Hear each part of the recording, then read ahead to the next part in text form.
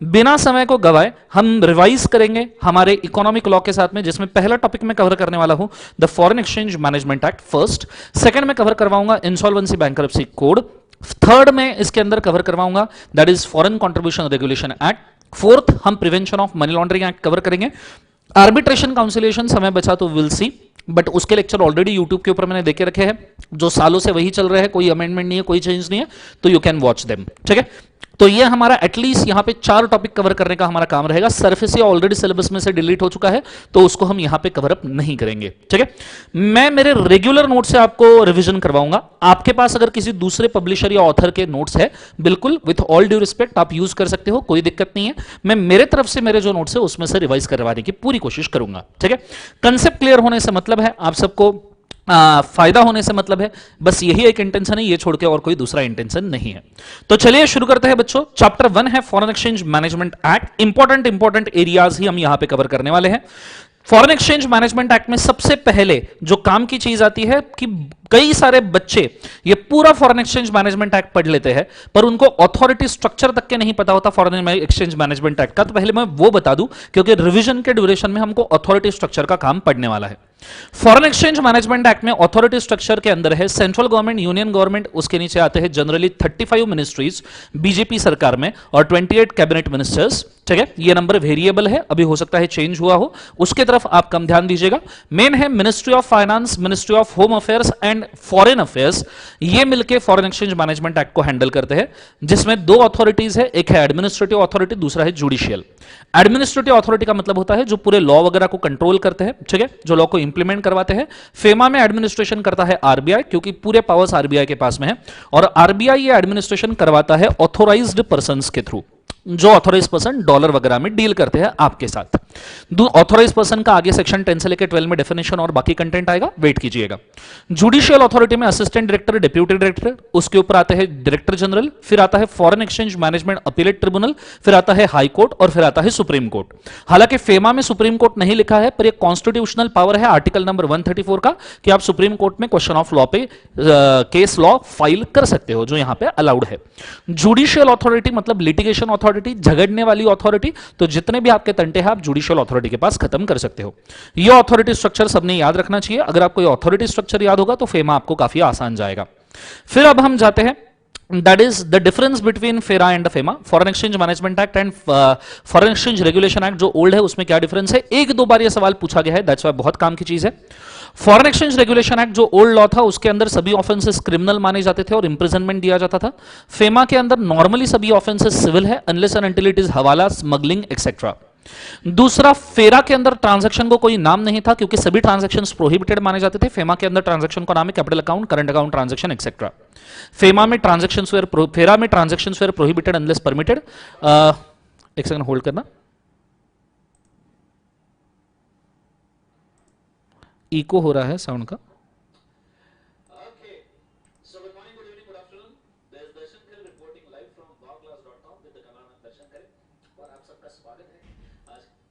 Okay, I am very sorry, मेरा ही आवाज इको हो रहा था। ठीक है, ओके लेट्स गो। सो फेरा के अंदर ट्रांजैक्शंस को नाम नहीं थे। फेरा के अंदर transactions are prohibited unless permitted, FEMA के अंदर transaction is permitted unless prohibited. FERA के अंदर रिजिड लॉ है, FEMA is a liberal law, FERA is rigid, FEMA is liberal. Rigidity यहां फॉरेन एक्सचेंज का था, आपको फेरा में कोई भी फॉरेन एक्सचेंज नहीं देगा, फेमा के अंदर आपको सभी फॉरेन एक्सचेंज देंगे, पर डिस्क्लोजर जरूर चाहिए। आप कोई कितना भी फॉरेन एक्सचेंज लो, पर डिस्क्लोजर जरूर देना। फेरा के अंदर 81 सेक्शंस थे, फेमा में 49 है। फीचर्स फेरा में निगेटिव मेंस या पर्सन के ऊपर होता था, कि पर्सन को प्रूव करना पड़ता था कि वो उसकी गलती नहीं है। फेमा के अंदर ये पर्सन के ऊपर नहीं, गवर्नमेंट के ऊपर निगेटिव मेंस रिया है, गवर्नमेंट को प्रूव करना पड़ता है कि वो पर्सन की गलती है। क्वांटम ऑफ पेनल्टी फेरा के अंदर 5 टाइम्स था, फेमा के अंदर 3 टाइम्स है, जो आपको ऑलरेडी पता है। फिर है चैप्टर स्ट्रक्चर, पढ़ने की जरूरत नहीं है।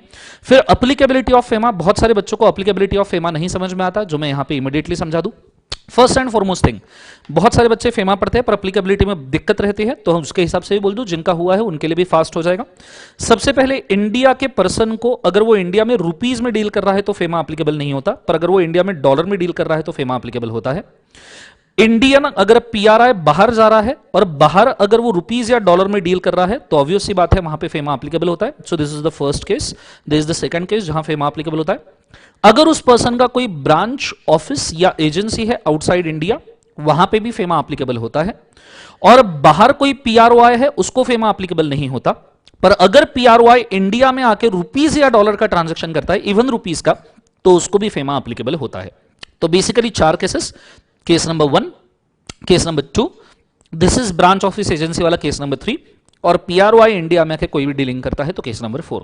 ये एप्लीकेबिलिटी ऐसा ही है। बहुत सारे बच्चे मुझे पूछते हैं सर पीआरओआई इंडिया में आके डील करता है, ये कहां लिखा है? तो लिखा है FEMA is applicable to entire India. जब लिखा है FEMA is applicable to entire India, तो पीआरआई हो या पीआरओआई हो, इंडिया की टेरिटोरी में जो आ गया, मेरे देश की धरती और उसके 12 नॉटिकल माइल्स के अंदर, तो उसको फेमा एप्लीकेबल होना शुरू हो जाएगा। क्लियर है? ये एप्लीकेबिलिटी को बड़े अच्छे से याद रखना। फिर उसके बाद में मैं जा रहा हूं काम के डेफिनेशंस के ऊपर। सभी डेफिनेशन हम यहां पे कवर नहीं कर पाएंगे, जो मेन डेफिनेशन है बस उसी को कवर करेंगे। जैसे सबसे पहला foreign currency. Foreign currency means a currency other than Indian currency, और other than Indian currency there are 145 currencies in the world जो अदर देन इंडियन करेंसी माने जाते हैं। ठीक है, इसमें से knowledge point of view cheapest और कॉस्टलीस्ट करेंसी का आपको नॉलेज होना चाहिए, but it's up to you, आप उसको सर्च कर सकते हो। फिर आता है उसके बाद में अगला डेफिनेशन जो आता है बच्चों फॉरेन एक्सचेंज का। फॉरेन एक्सचेंज के डेफिनेशन को आप डिवाइड कर सकते हो कुछ 3 पार्ट्स के अंदर। Foreign exchange means a foreign currency includes deposit credit balance payable in the foreign currency, draft travellers cheque letter of credit bills of exchange expressed or drawn in the foreign currency but payable in expressed or drawn in Indian currency but payable in foreign currency, draft traveler's check letter of credit bills of exchange drawn by bank or institution outside India but payable in Indian currency. So अगर आप इस definition को ठीक से देखना चाहो तो मैं सिंपली इसको बोल सकता हूं, पहला तो बहुत सिंपल है कि भैया deposit credit balance payable in the foreign currency, ये तो फॉरेन एक्सचेंज है ही, कोई दिक्कत नहीं। पर जो draft travellers cheque letter of credit bills of exchange, उसके लिए मैं एक्सप्लेनेशन देना चाहूंगा, जरा गौर से समझना जिन्होंने मुझसे नहीं पढ़ा है। एक्सप्रेस्ड और ड्रॉन इन डॉलर है, पेएबल इन डॉलर है, तो yes it is a foreign exchange. Expressed और ड्रॉन इन डॉलर है, पेएबल इन रूपी है, still yes it is a foreign exchange. कौन से पॉइंट में? तो पॉइंट नंबर 3 में। एक्सप्रेस्ड और ड्रॉन इन रूपीज है, पेएबल इन डॉलर है, तो still it is a foreign exchange. Point number 2 के हिसाब से एक्सप्रेस्ड ड्रॉन इन रूपी है, पेएबल इन रूपी है, तो ये फॉरेन एक्सचेंज नहीं होगा। ठीक है, फिर उसके बाद में अगला आता है फॉरेन सिक्योरिटी का definition. Any form of share stocks bonds debenture other instruments denominated और expressed in the foreign currency and include securities expressed in a foreign currency but where redemption और any part of the return thereof such as interest और dividend is payable in Indian currency.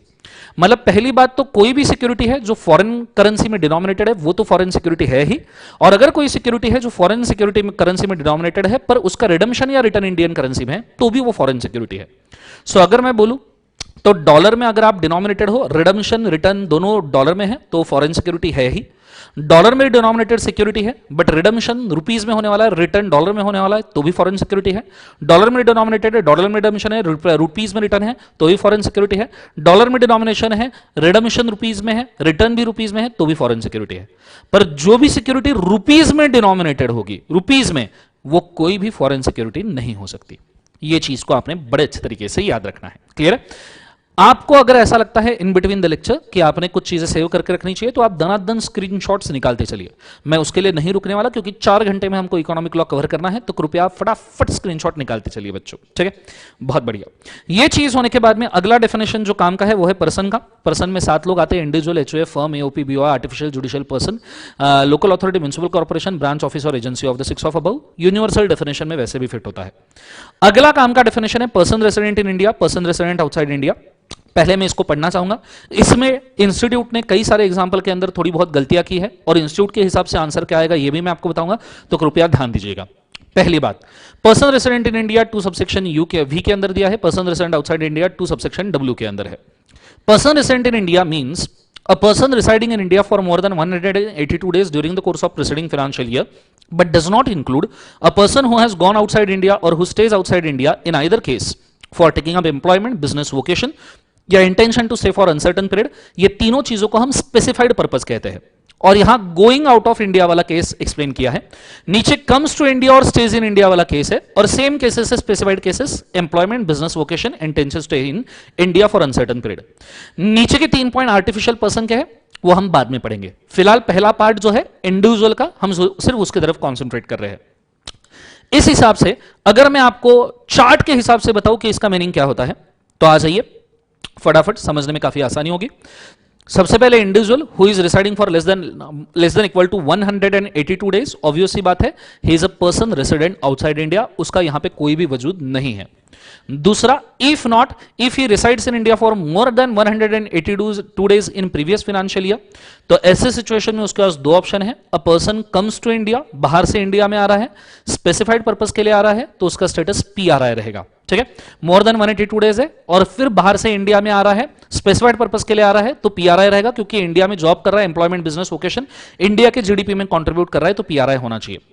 India में सिर्फ घूमने फिरने के लिए आ रहा है बच्चों, तो उसका स्टेटस कैरी फॉरवर्ड होगा, जो उसका लास्ट स्टेटस है वो जैसा का वैसा कैरी फॉरवर्ड होगा।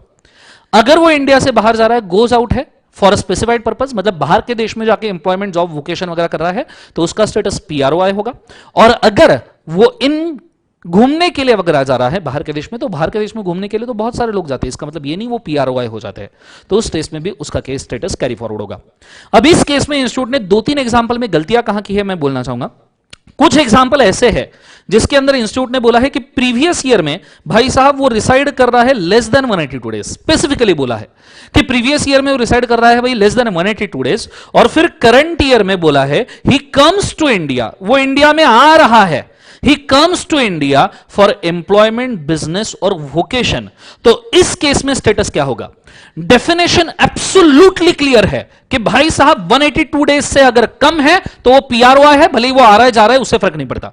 182 डेज से कम है प्रीवियस ईयर में, करंट ईयर में वो पीआरओआई है, पर्सन रेसिडेंट आउटसाइड इंडिया है, उससे कोई फर्क नहीं पड़ता। बट इंस्टीट्यूट ने खास करके इन केसेस में जहां प्रीवियस ईयर में लेस देन 182 डेज और करंट ईयर में एम्प्लॉयमेंट बिजनेस वोकेशन के लिए वो अगर इंडिया में आ रहा है, तो इंस्टीट्यूट ने कुछ केसेस में, सभी में नहीं, मतलब इंस्टीट्यूट क्यों अब कंफ्यूज है मुझे नहीं पता क्या किया है उन्होंने, तो बट ये एब्सोल्युटली रॉन्ग आंसर उन्होंने दिए है। आई विल स्ट्रेट अवे से this, absolutely wrong answers institute ने दिए हैं।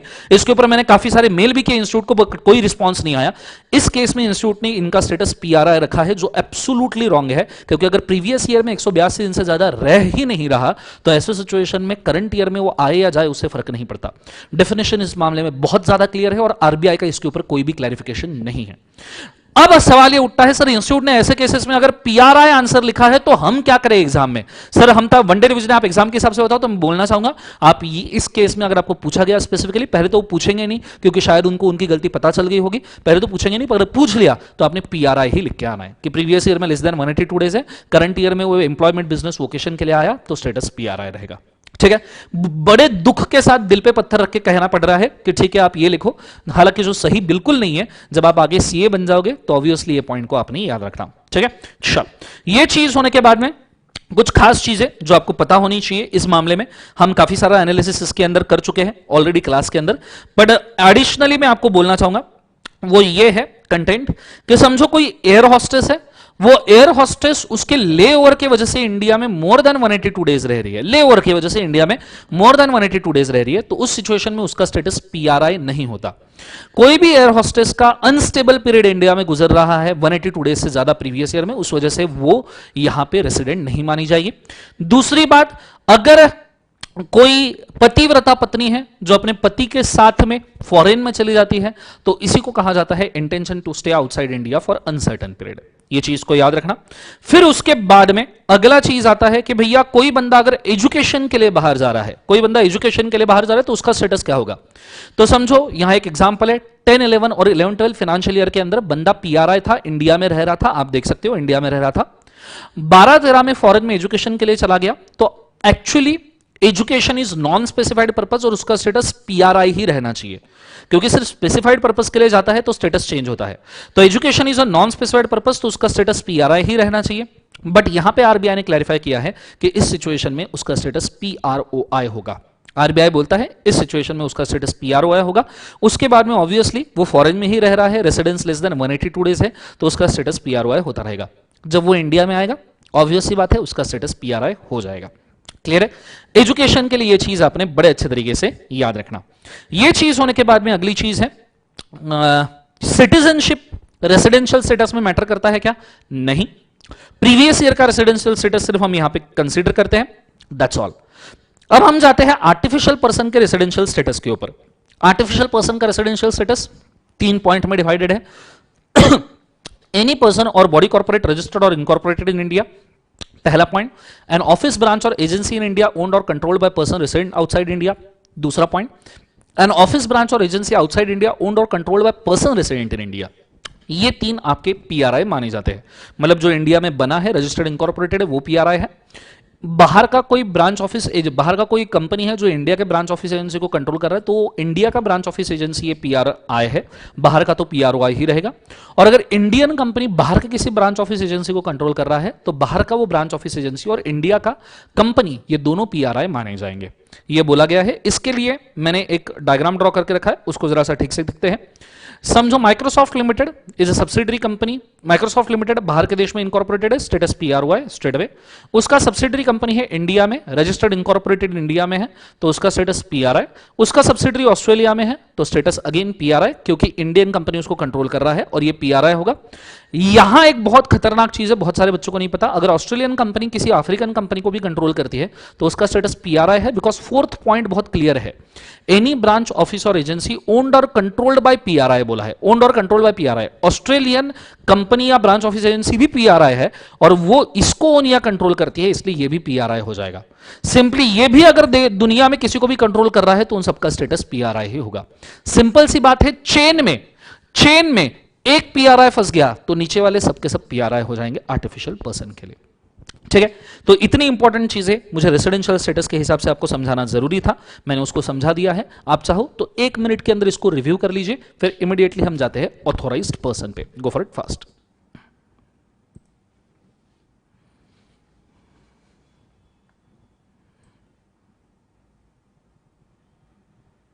समझ में आ रहा है क्या? कृपया मुझे कमेंट करके बोलना बच्चों, समझ में आ रहा है जो मैं ले रहा हूं?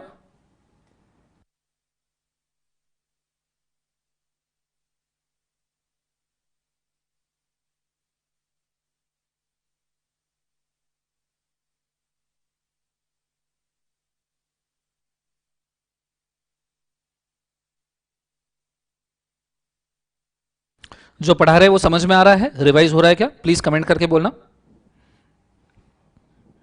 थैंक यू सो मच बेटा Abhishek, thank you so much Radhika, Aman thanks, Utkarsh thanks, thank you so much बेटा Utkarsh Durrani, many many congratulation, आप सीए बन गए। साहिल थैंक्स, अभी थैंक्स बेटा, निकिता, महिमा, अल्फा, विजय, सागरिका, निखिल, शुभम, सबको thank you so much guys. चलो अब ये चीज होने के बाद में रेसिडेंशियल स्टेटस आपका खत्म हो चुका है। We are going for the next topic, और दूसरा टॉपिक हम इसके बाद में जो कवर कर रहे हैं वो है बच्चों ऑथोराइज्ड पर्सन का। ठीक है, सो आप आ जाइए ऑथोराइज्ड पर्सन के टॉपिक के ऊपर, उसको हम फटाफट यहां पे समझते हैं। First and foremost thing, authorised person मतलब क्या होता है, तो मैं आपको थोड़ा सा यहां पे समझाना चाहूंगा। इंडिया में जो फॉरेन एक्सचेंज में डील कर सकता है, फॉरेन सिक्योरिटीज में डील कर सकता है, फॉरेन ट्रांजैक्शंस में डील कर सकता है, उसे हम ऑथोराइज्ड पर्सन कहते हैं। ऑथोराइज्ड पर्सन कौन बन सकता है, तो एनी पर्सन इंक्लूडिंग इंडिविजुअल, यहां सिर्फ इंडिविजुअल दिखा है but artificial person, company, OP, BOI, HUF, any person can apply to RBI for being authorised person. RBI 4 point के ऊपर ऑथोराइजेशन देता है। क्या ऑथोराइजेशन पब्लिक इंटरेस्ट में है, क्या ऑथोराइजेशन फॉरेन एक्सचेकर के इंटरेस्ट में है, गवर्नमेंट रिजर्व के इंटरेस्ट में है, क्या ऑथोराइजेशन कंप्लायंस ऑफ लॉ के हिसाब से है, क्या authorisation compliance of conditions and directions के हिसाब से है। ठीक है, क्योंकि आरबीआई कंडीशन डायरेक्शन बोलेगा वो भी तो कंप्लाई करना जरूरी है। फिर इसके हिसाब से ऑथोराइज पर्सन को अप्रूवल मिलेगा, तो उसको 3 पावर्स मिलती है। पहला पावर है मनी चेंजर। मनी चेंजर जो मतलब करेंसी को एक्सचेंज करता है, रुपीस का डॉलर, डॉलर का रुपीस, या 145 करेंसीज कोई भी हो सकती है, रुपीस से आप किसी भी करेंसी में कन्वर्ट कर लो, yen, pound etcetera. Money changer 2 type के होते हैं, full fledged money changer, restricted money changer. इसमें रिस्ट्रिक्शन, फुल फ्लेज मतलब जो खरीद भी सकता है, बेच भी सकता है डॉलर को, रिस्ट्रिक्टेड मतलब जो सिर्फ एक तो खरीद सकता है, नहीं तो बेच सकता है। हालांकि रिस्ट्रिक्टेड हार्डली 1-2% होते हैं, 90-95% तो फुल फ्लेज मनी चेंजर होते हैं। दूसरा होता है डीलर, जो यहां बैठ के आपके लिए फॉरेन सिक्योरिटीज में डील कर सकता है, आपको माइक्रोसॉफ्ट के शेयर खरीदने हैं, ये आपको हेल्प कर सकता है। और तीसरा है ऑफशोर बैंकिंग यूनिट, ऑनशोर नहीं, बहुत सारे बच्चे इसको ऑनशोर समझते हैं, but this is offshore banking unit. Onshore मतलब बाहर देश में फाइनेंस करना, ऑफशोर मतलब देश के अंदर करना, पर SEZ, EOU, special economic zone, export oriented unit, इन जैसे लोगों को यहां पे फाइनेंस किया जाता है। ठीक है, फिर ऑथोराइज पर्सन के ड्यूटीज आते हैं। पहला है कंप्लायंस, आरबीआई ने जो डायरेक्शंस दिए हैं उसको स्पेसिफिकली कंप्लाई कीजिए। दूसरा परमिशन ऑफ आरबीआई, जो प्रोहिबिटेड ट्रांजैक्शन है, जो लिमिटेड ट्रांजैक्शन है, उसके अंदर आरबीआई की परमिशन लेके आप वर्क कीजिए। और तीसरा व्हाइल अंडरटेकिंग ट्रांजैक्शन डिक्लेरेशन दीजिए और सेटिस्फाई कीजिए खुद को कि भाई साहब कि आप सेटिस्फाई कीजिए खुद को कि भैया सामने वाला पर्सन ये फॉरेन एक्सचेंज प्रॉपर पर्पस के लिए ले रहा है। फॉर एग्जांपल मैंने ऑथोराइज पर्सन से फॉरेन एक्सचेंज मांगा, ये पैसा दे, वो बोला काय को चाहिए, मैंने बोला मैं नहीं बताऊंगा, मेरा पर्सनल रीजन है, तो वो मेरे को सीधा लिख के दे सकता है नहीं देता जा, और ये डिक्लेरेशन वो आरबीआई को भी फाइल करेगा ऑथोराइज पर्सन कि भाई साहब मुझे सही डिस्क्लोजर नहीं मिला, मैंने बोला था FEMA is rigid regarding disclosure, मुझे सही डिस्क्लोजर नहीं मिला इसलिए मैंने बंदे के पैसे रोक दिए, ठीक है, ये वो आरबीआई को भी फाइल कर सकता है। So he can refuse in writing अगर उसको डाउटफुल ट्रांजैक्शन लगता है तो। कॉन्ट्रावेंशन किया तो आरबीआई को रिपोर्ट कर सकता है। अगर ड्यूटीज ठीक से कंप्लाई किए तो बहुत सी बातें नहीं किए तो रिवोकेशन ऑफ ऑथराइजेशन होगा और पेनल्टी लगेगी 10,000 प्लस 2,000 पर डे। ये चीज को आपने बड़े अच्छे तरीके से याद रखना, ठीक है, ये चीज को आपने बड़े अच्छे से समझना, क्लियर है। इसके भी एडिशन में ऑथोराइज पर्सन की एक ड्यूटी होती है इंस्पेक्शन इन्वेस्टिगेशन में। आरबीआई जब चाहे ऑथोराइज पर्सन के ऊपर इंस्पेक्शन या इन्वेस्टिगेशन कर सकता है बाय अपॉइंटिंग एनी ऑफिसर, जिसमें वो correctness of information, particulars of information, securing compliances, compliance करवाने के लिए, बुक्स एंड अकाउंट्स चेक करने के लिए, इसके लिए वो ऑथोराइज पर्सन को के ऊपर इंस्पेक्शन कर सकता है। और ऑथोराइज पर्सन की यहां पे ड्यूटी है कि वो इस सभी चीजों को कोऑपरेट करे और बुक्स ऑफ अकाउंट्स प्रॉपर्ली दे दे। ये ऑथोराइज पर्सन का कच्चा चिट्ठा हुआ सेक्शन 10 से लेकर 12, बहुत छोटा सा कंसेप्ट है, कैश मार्क है अगर इसके ऊपर सवाल पूछा गया तो, ठीक है। चलो अगले कंटेंट के ऊपर जाते हैं, ऑथोराइज पर्सन को बिल्कुल मत छोड़ना बच्चों, अगले कंटेंट के ऊपर जाते हैं। अगले है करंट अकाउंट ट्रांजैक्शंस, ठीक है। वैसे मैं पढ़ाते वक्त नॉर्मली कैपिटल अकाउंट पहले पढ़ाता हूं, बट अभी यहां पे मैं करंट अकाउंट पहले पढ़ाऊंगा, फिर उसके बाद में मैं कैपिटल अकाउंट ट्रांजैक्शंस के ऊपर जाऊंगा, ठीक है। अब पहली बात तो करंट अकाउंट ट्रांजैक्शंस का सेक्शन नंबर है 5 और इसका डेफिनेशन जो दिया है वो दिया है सेक्शन नंबर 2J में। यह डेफिनेशन याद कीजिए बच्चों, बहुत सारे बच्चों को मैंने करंट अकाउंट ट्रांजैक्शंस के डेफिनेशन को स्किप करते हुए देखा है, जो सही बात नहीं है।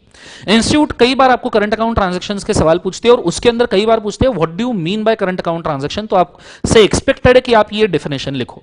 बहुत ज्यादा तकलीफ की बात नहीं है, अगर आप ठीक से लॉजिक लगाओ तो समझ में आएगा। मैं यहां 1-2 मिनट में ट्राई करूंगा, अगर आपको अच्छा लगा तो अपने दांत मुझे दे देना, ठीक है। Let's go.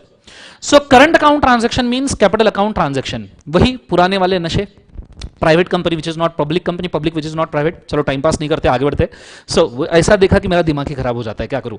So current account transaction means transaction other than capital account transaction and without prejudice to generality of the foregoing, without prejudice to generality of the foregoing, without prejudice to generality of the foregoing। इतना सारा English मतलब एकदम जोर से आया है draughtsman को, ऐसा लग रहा है 4-5 वर्ड उसने एक साथ यूज कर लिया, बोले जिंदगी में जितना इंग्लिश पढ़ा यही लिखूंगा। Without prejudice to generality of the foregoing such a transaction includes, ठीक है। इसके अंदर अब देखना 4 ट्रांजैक्शन है, मैं इसको डिवाइड करना चाहूंगा। पहला ट्रांजैक्शन है ट्रेड और बिजनेस के बारे में, दूसरा ट्रांजैक्शन है interest on loan and income के बारे में, तीसरा और चौथा ट्रांजैक्शन फैमिली के बारे में है, ठीक है। सो पहला है payment due in connection with the foreign trade. Foreign trade आपको वर्डिंग दिखेंगे, foreign trade, current business, short term services and short term banking and credit facilities, ordinary course of business. तो पहला मैंने बोला था ट्रेड और बिजनेस का है। दूसरा payment due in interest on loan, मैंने आपको बोला था इंटरेस्ट के ऊपर है। And net income from investment, दूसरा मैंने बोला था इनकम फ्रॉम इन्वेस्टमेंट, इंटरेस्ट और इनकम, खत्म बात। तीसरा remittance for living expenses of parents, spouse and children. Living expenses of parents, spouse and children जो कहां रह रहे हैं, अब्रॉड, बाहर देश में रह रहे हैं, तो उनका लिविंग एक्सपेंसेस खाने पीने जीने का खर्चा, सोशल स्टेटस मेंटेन करने का खर्चा। मतलब अगर उनका सोशल स्टेटस कार डिमांड करता है, आपने यहां से उनको कार प्रोवाइड की तो भी वो लिविंग एक्सपेंसेस में आ सकता है, ठीक है। जो सोशल स्टेटस मेंटेन करने के लिए लगता है वो लिविंग एक्सपेंसेस होते हैं। पेरेंट्स, स्पाउस और children residing abroad and expenses in connection with foreign travel, education, medical care of parents, spouse and children, ये कहीं पे भी रह सकते हैं, एनीवेयर। बहुत सारे बच्चे यहीं पे गलती करते हैं, पहले पॉइंट में अब्रॉड लिखा है, वो दूसरे पॉइंट में अब्रॉड खुद ही लगा देते, कोई जरूरत नहीं, anywhere. Indian parents, spouse and children का भी foreign travel, education, medical care आप बाहर अगर करवा रहे हो तो उसके लिए भी करंट अकाउंट ट्रांजैक्शन ही माना जाता है। तो अगर आप इसको कैटेगराइज करके पढ़ो, नॉर्मली क्लास में तो मैं इसको याद करवा के देता हूं, पर थोड़ी सी मेहनत कर लेना, जो रास्ता मैंने आपको बना के दिया है उस रास्ते पे चलना, जरूर याद हो जाएगा। और एग्जाम में लिखते वक्त थोड़ा 1-2 वर्ड इधर उधर हो गए तो इंस्टीट्यूट को भी पता है, वो कंसिडर करती है, डोंट वरी, ठीक है। जल्लाद नहीं है इंस्टीट्यूट, अच्छे से ही ट्रीट करेगी आपको। आगे फिर करंट अकाउंट ट्रांजैक्शन भाई साहब 4 पार्ट में डिवाइड होते हैं, जिसके अंदर prohibited current account transaction schedule 1 rule 3 में, सीजी वाले ट्रांजैक्शन शेड्यूल 2 रूल 4 में, आरबीआई वाले ट्रांजैक्शन शेड्यूल 3 रूल 5 के अंदर आते हैं। क्लियर है कंसेप्ट। जिसके अंदर अगर हम बोले यहां पे तो सबसे पहले प्रोहिबिटेड करंट अकाउंट ट्रांजैक्शन मतलब क्या? बहुत सारे बच्चों में मिसकंसेप्शन होता है कि प्रोहिबिटेड करंट अकाउंट ट्रांजैक्शन ये इल्लीगल है। भाई साहब इल्लीगल नहीं है, पहली बात समझना, ये ट्रांजैक्शन टोटली लीगल है।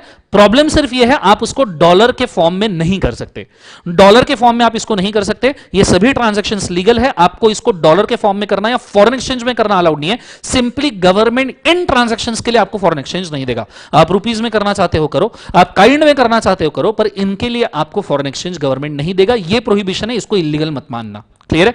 जिसके अंदर सबसे पहला ट्रांजैक्शन आता है नेपाल एंड भूटान, जिसमें है ट्रांजैक्शन एंड ट्रैवल। ठीक है, नेपाल के किसी भी पर्सन के साथ ट्रांजैक्शन कर रहे हो, ट्रैवल कर रहे हो, आप उसके लिए फॉरेन एक्सचेंज नहीं दे सकते, क्योंकि नेपाल और भूटान में इंडियन करेंसी ठीक से चलता है। दूसरा है लॉटरी एंड रेसिंग, और दूसरा नेपाल और भूटान में हवाला भी बहुत स्ट्रांगली चलता है, इसलिए रिस्ट्रिक्ट करके रखा है। दूसरा है गैम्बलिंग एक्टिविटी के प्रति, जिसके अंदर है इनकम फ्रॉम गैम्बलिंग के इनकम को कहा जाता है विनिंग बच्चों। सो विनिंग फ्रॉम भी आप कह सकते हो। So winning from lottery winning, racing riding और एनी अदर सिमिलर हॉबी। या तो फिर अगर आप परचेस करना चाहते हो lottery ticket, band magazine, football, sweepstakes, तो ऐसे सिचुएशन में ये सभी ट्रांजैक्शन प्रोहिबिटेड है। मतलब सिंपल सी बात, अगर इंडिया में कोई बंदा लॉटरी जीता, गैम्बलिंग से कोई भी अमाउंट जीता, बाहर देश में लेके जाना चाहता है, विनिंग बाहर देश में लेके जाना चाहता है, भाई साहब प्रोहिबिटेड है, बिल्कुल भी अलाउड नहीं है। और बाहर से कोई लॉटरी टिकट इंडिया में परचेस करना चाहता है, भाई साहब प्रोहिबिटेड है, बिल्कुल भी अलाउड नहीं है। क्लियर है कंसेप्ट? बाहर से आप कोई भी गैम्बलिंग एक्टिविटी नहीं कर सकते, मतलब बाहर का सट्टा। अब इसमें 2-3 टेक्निकल टर्म है, जैसे football pools is a football का सट्टा बोल सकते हो सीधा सीधा, थोड़ा ऑर्गेनाइज होता है, बाहर देश में लीगल है इसलिए बोला गया है फुटबॉल पूल। स्वीपस्टेक्स मतलब बीशी आपको पता ही होगा, 10 लोग मिलकर पैसा कंट्रीब्यूट करते हैं, मंथली किसी को प्राइज लग जाता है। ठीक है, तो ये दोनों में नहीं, क्योंकि एज गुड एज गैम्बलिंग ही है, तो इसके अंदर आप इन्वेस्ट नहीं कर सकते। फिर आता है payment of commission under rupee state credit route. पहली बात तो ये payment of commission on export under rupee state credit route. आधे बच्चे ये समझ के चलते हैं भैया एक्सपोर्ट प्रोहिबिटेड है। नहीं भाई साहब, गवर्नमेंट एक्सपोर्ट प्रोहिबिट नहीं कर सकता, कर ही नहीं सकता। कमीशन ऑन एक्सपोर्ट प्रोहिबिटेड है। क्लियर है? ये चीज को जरा समझिए, कमीशन ऑन एक्सपोर्ट प्रोहिबिटेड है। और ये क्या ट्रांजैक्शन है, इसको थोड़ा एक्सप्लेन करने के लिए मुझे समय दीजिए बच्चों, ठीक है, वरना समझ में नहीं आएगा। हमने रशियन गवर्नमेंट से बड़े पैमाने के ऊपर मिलिट्री इक्विपमेंट इंपोर्ट किए थे। जब हमने रशियन गवर्नमेंट से बड़े पैमाने पे मिलिट्री इक्विपमेंट इंपोर्ट किए, तो हमने रशियन गवर्नमेंट को बड़े पैमाने पे रुपीस भेजे, डॉलर नहीं, रशियन करेंसी नहीं, रुपीस भेजे, क्योंकि हम रुपीस खुद बनाते हैं, हमारे यहां प्रिंटिंग प्रेस है, हाँ ना, तो हम बनाए और भेज दिए। जब रशियन गवर्नमेंट ने ऑब्जेक्शन लिया तो हमने बोला कि भैया मिलिट्री इक्विपमेंट वापस ले जाओ, हमें नहीं चाहिए। बट रशियन गवर्नमेंट बोली ठीक है हम रुपीस ले लेंगे, हमको कोई दिक्कत नहीं। पर साथ में रशियन गवर्नमेंट ने इंडियन गवर्नमेंट से एक कॉन्ट्रैक्ट किया कि अगर इंडिया से रशिया में कोई भी एक्सपोर्ट होता है, इंडिया से रशिया में कोई भी एक्सपोर्ट होता है, तो उस एक्सपोर्ट के अंदर रशियन गवर्नमेंट हमने जो रुपीस दिए उन्हीं रुपीस को हमको वापस करेगी, हमने जो रुपीस दिए उन्हीं रुपीस को हमको वापस करेगी। और साथ में यह भी बोला गया, गवर्नमेंट ऑफ इंडिया की तरफ से यह बोला गया कि रशिया में जो आप एक्सपोर्ट कर रहे हो उसके खिलाफ हमें रुपीस ही आ रहे हैं, तो उसके खिलाफ का कमीशन, अब रशिया में आप सेल कर रहे हो, एक्सपोर्ट मतलब सेल हुआ, उस तो ऑब्वियसली एजेंट वगैरह अपॉइंट किए होंगे। रशिया में समझो आपने एक्सपोर्ट करने के लिए एजेंट अपॉइंट किया और वो मांग रहा है कमीशन। अब जिस एक्सपोर्ट के खिलाफ, रूल समझना बड़े अच्छे से, दिमाग में डाल लेना, मरने के बाद जलने के बाद भी कब्र के अंदर भी मत भूलना। कब्र पे मैं कभी आऊं, मैं बोलूं ए उठे रुपी स्टेट क्रेडिट रूट बता, तो ये रूल आपने बताना जरूरी है। अगले ट्रांजैक्शन में भी सेम रूल यूज होगा, 2-3 बार फेमा में यूज होता है, बड़े अच्छे से याद रखना।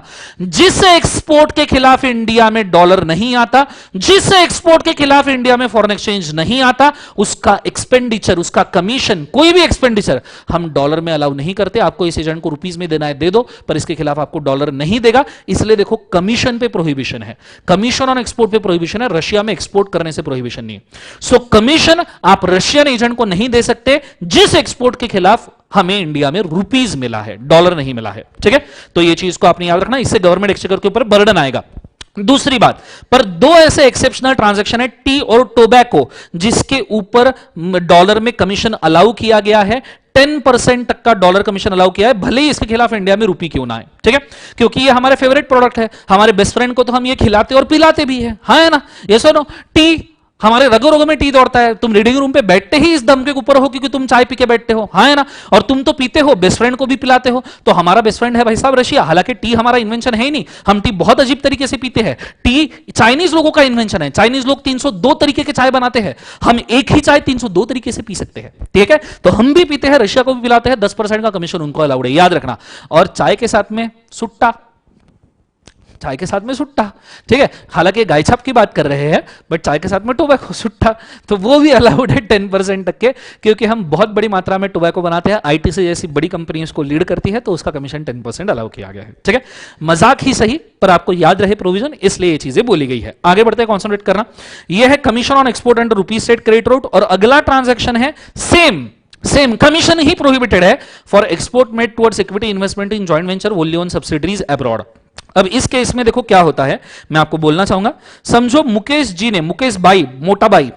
मोटा बाई ने अगर ऑस्ट्रेलिया में एक सब्सिडरी खोलनी थी जिसके लिए उनको $2 मिलियन इन्वेस्ट करना था, तो उन्होंने उसको डॉलर में इन्वेस्ट नहीं किया, उन्होंने उसको गुड्स के फॉर्म में इन्वेस्ट किया।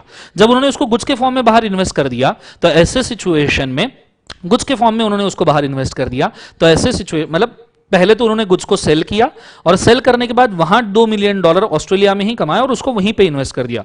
अब ये गुड्स सेल करने के लिए उन्होंने वहां पे एजेंट अपॉइंट किए, पर इस एक्सपोर्ट के खिलाफ इंडिया में कुछ नहीं आया ना, कुछ भी तो नहीं आया इंडिया में। $2 मिलियन के गुड्स वहीं सेल कर दिए और वहीं पे $2 मिलियन इन्वेस्ट किए, इंडिया में कुछ आया ही नहीं।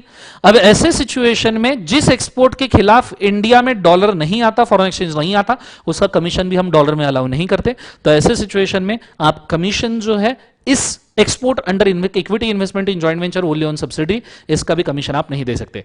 यहां पे आपको शायद पता होगा, तो कुछ ऐसा एडजस्टमेंट होता है investment account debit to sales account credit, kind of accounts के हिसाब से जो मैंने सर्च किया था। आप ज्यादा रिसर्च खुद चाहो तो कर सकते हो, ये चीज को आपने बड़े अच्छे से याद रखना। कुछ बच्चे मेरे को यहां सवाल पूछते हैं, सर हम ज्यादा गुड्स बेच के वहीं कमीशन दे सकते हैं क्या? बिंदास। जैसे आप अगर $2 मिलियन के गुड्स के ऊपर कमीशन देना चाहते हो 10%, तो $2.2 मिलियन के गुड्स भेजो, एक्स्ट्रा जो आपने 0.2 मिलियन सेल किया उसका कमीशन वही दे दो, बात खत्म कर दो। गवर्नमेंट को उससे कोई दिक्कत नहीं है, गवर्नमेंट के एक्सचेकर में से डॉलर नहीं जाएगा, गवर्नमेंट ये बोल रहा है, ठीक है। सो ये हो गया रुपीज स्टेट क्रेडिट रूट और equity investment in joint venture. अगला आता है dividend balancing, remittance of a dividend for a company to which the requirement of dividend balancing is applicable. थोड़ा सा टेक्निकल ट्रांजैक्शन है, बाहर की एफएमसीजी कंपनी है, इंडिया में उसने फैक्ट्री खोल के रखा है और इंडिया से सेल कर रहा है। इंडिया से उसने सेल किया आउटसाइड इंडिया, समझो $1 मिलियन का, $2 मिलियन का, और इंडिया में उसने सेल किया $5 मिलियन का। टोटल 8 मिलियन का सेल उसका इंडियन वेंचर के थ्रू हुआ है, 8 मिलियन का सेल। अब ये 8 मिलियन वो डिविडेंड के फॉर्म में बाहर लेके जाना चाहते हैं, तो गवर्नमेंट इंडिया बोलता है नहीं, गवर्नमेंट ऑफ इंडिया बोलता है नहीं भाई, तुमने हमारे एक्सचेकर में सिर्फ $1 मिलियन और $2 मिलियन कमा के दिए, तुमने हमारे गवर्नमेंट बैलेंस में सिर्फ $3 मिलियन जमा किए, और तुम 8 मिलियन लेके जाना चाहते हो, नहीं अलाउ किया जाएगा। गवर्नमेंट ने इसको बैन कर दिया 7 इयर्स तक के। अगर आपको डिविडेंड बैलेंसिंग में कोई पूछे तो 7 इयर्स तक के एफएमसीजी कंपनी के ऊपर रेस्ट्रिक्शन है, उसके बाद में एफएमसीजी कंपनी को ये फुल्ली अलाउड है, वो जितना चाहे उतना डिविडेंड बाहर भेज सकती है, ठीक है। ये रिसर्च मैं ऑलरेडी कर चुका हूं। डिविडेंड बैलेंसिंग के बाद में आता है call back service. Call back service थोड़ा सा आउटडेटेड ट्रांजैक्शन है, क्योंकि आजकल वीडियो कॉन्फ्रेंसिंग वगैरह है, तो शायद ये ट्रांजैक्शन पूछेंगे, फिर भी शॉर्ट में बोलता हूं। सिंपल सी बात है, यूएस के बीच में कुछ कॉल सेंटर्स हुआ करते थे, जिन कॉल सेंटर्स के ऊपर अगर आप कॉल करो तो आपको चार्जेस नहीं लगते थे, उनसे कॉल बैक आता था और वो आपका कॉल यूएस से कनेक्ट करते थे। मतलब समझो मैं यूएस का कोई कॉल सेंटर हूं, मैं इंडिया से मेरे को आपका मिस कॉल आया, समझो आप इंडिया में हो, आपसे मेरे को मिस कॉल आया, तो मैं आपका कॉल कट कर दूंगा, मैं आपको कॉल करूंगा, यूएस कॉल सेंटर आपको कॉल करेगा और आपका कॉल यूएस में मैं ही कनेक्ट करवाऊंगा, ठीक है। इस सिचुएशन में हमारा जो यहां से हम यूएस कॉल करें तो ₹5 पर मिनट लगता है, पर जब यूएस कॉल सेंटर आपको कॉल करता है तो आपको हार्डली ₹1 लगता है, और यूएस में 50 पैसे, काइंड ऑफ, अगर मैं रुपीज में बोलूं तो ₹5 का काम ₹1.5 में होता है। तो बहुत सारे लोगों ने ट्रांजैक्शन करना शुरू किया, पर इसका बिल डॉलर में आना शुरू हुआ। यूएस कॉल सेंटर खुद के बिल डॉलर में रेस कर रहा था, जो बिल सही नहीं था, इसलिए इस ट्रांजैक्शन को प्रोहिबिटेड करार दिया गया और telecom regulatory authority of India ने इसको रेस्ट्रिक्ट करके रखा हुआ है, ठीक है। ये चीज को याद रखना। अगर आप, अब ज्यादा मैं समझा नहीं पाऊंगा क्योंकि टाइम वेस्ट होगा, सो कॉल बैक सर्विस का आप सिंपल मतलब आपने कॉल बैक सर्विस वर्डिंग पढ़ लिया, सीधा प्रोहिबिटेड में डाल देना, बात खत्म, ज्यादा सोचना मत अगर आपको नहीं समझ में आया तो, ठीक है। रेगुलर बैच में मैंने इसको बहुत अच्छे से फास्ट ट्रैक में भी एक्सप्लेन किया है, इस चीज को थोड़ा सा याद रखना। नेक्स्ट अगला है remittance of interest on income fund from non residential special account scheme, ठीक है। यह भी प्रोहिबिटेड है। समझो बाहर देश से इंडिया के अंदर समझो बिल गेट्स की बेटी घूमने आती है, बाहर देश से इंडिया के अंदर बिल गेट्स की बेटी लेके आती है $5 मिलियन, इंडिया में उसको फुल ऑन सर्विसेज देते हैं भैया माल्या जी, चाहे एयरलाइन कितनी भी डूबे, पर माल्या जी, सिद्धार्थ माल्या के लिए उसको फुल ऑन सर्विसेज देते, बात को थोड़ा समझने की कोशिश करना। तो इंडिया में 6 महीने तक घूमती है और $5 मिलियन वो इंडिया में बैंक में डिपॉजिट करके रखती है। उस बैंक अकाउंट का नाम है non residential special account. Bank account का नाम है non residential special account. As she is non resident, she is special person to us, तो हमने उसके लिए अकाउंट खोल दिया। अब जब 6 महीने तक वो इंडिया में रही, $5 मिलियन में से $1 भी खर्च नहीं किया, या चलो खर्च भी किया, जब बाहर वापस जाने लगी तो उसने क्लेम किया कि भैया मुझे $5 मिलियन तो मेरे चाहिए ही चाहिए, साथ में मुझे इंटरेस्ट चाहिए, नॉर्मल रेट ऑफ इंटरेस्ट के ऊपर, जो आपको एफडी वेफडी का होगा। गवर्नमेंट ऑफ इंडिया ने बोला 5 मिलियन लेके जाने हैं, जाओ, इंटरेस्ट हम देंगे नहीं, हमने आपका अकाउंट ही खोल दिया, इसी को आप शुक्र मनाओ। So interest on non residential special account scheme is prohibited. ठीक है, यहां पे आपके प्रोहिबिटेड ट्रांजेक्शंस करंट अकाउंट वाले खत्म होते हैं। ये ट्रांजैक्शन को याद रखना, वापस एक बार मैं मेंशन करता हूं। सबसे पहला Nepal and Bhutan, transaction and travel. दूसरा lottery and gambling, winning and purchase. तीसरा है commission on export under rupee state credit route, equity investment in joint venture, wholly owned subsidy. चौथा है कॉल बैक सर्विस। पांचवा है डिविडेंड बैलेंसिंग। सिक्स्थ है interest on non residential special account scheme. ठीक है, आप चाहो तो एक बार रिव्यू कर लो, फिर उसके या फिर सीधा सीधा आगे ही बढ़ते हैं, स्ट्रेट अवे रिव्यू क्या करना है। सेंट्रल गवर्नमेंट, या फिर 1 मिनट ले लो, प्रोहिबिटेड ट्रांजैक्शन रिव्यू कर लो, सीजी के ट्रांजैक्शंस की तरफ आगे बढ़ते हैं। Go for it fast. समझ में आ रहा है क्या, जरूर बोलना।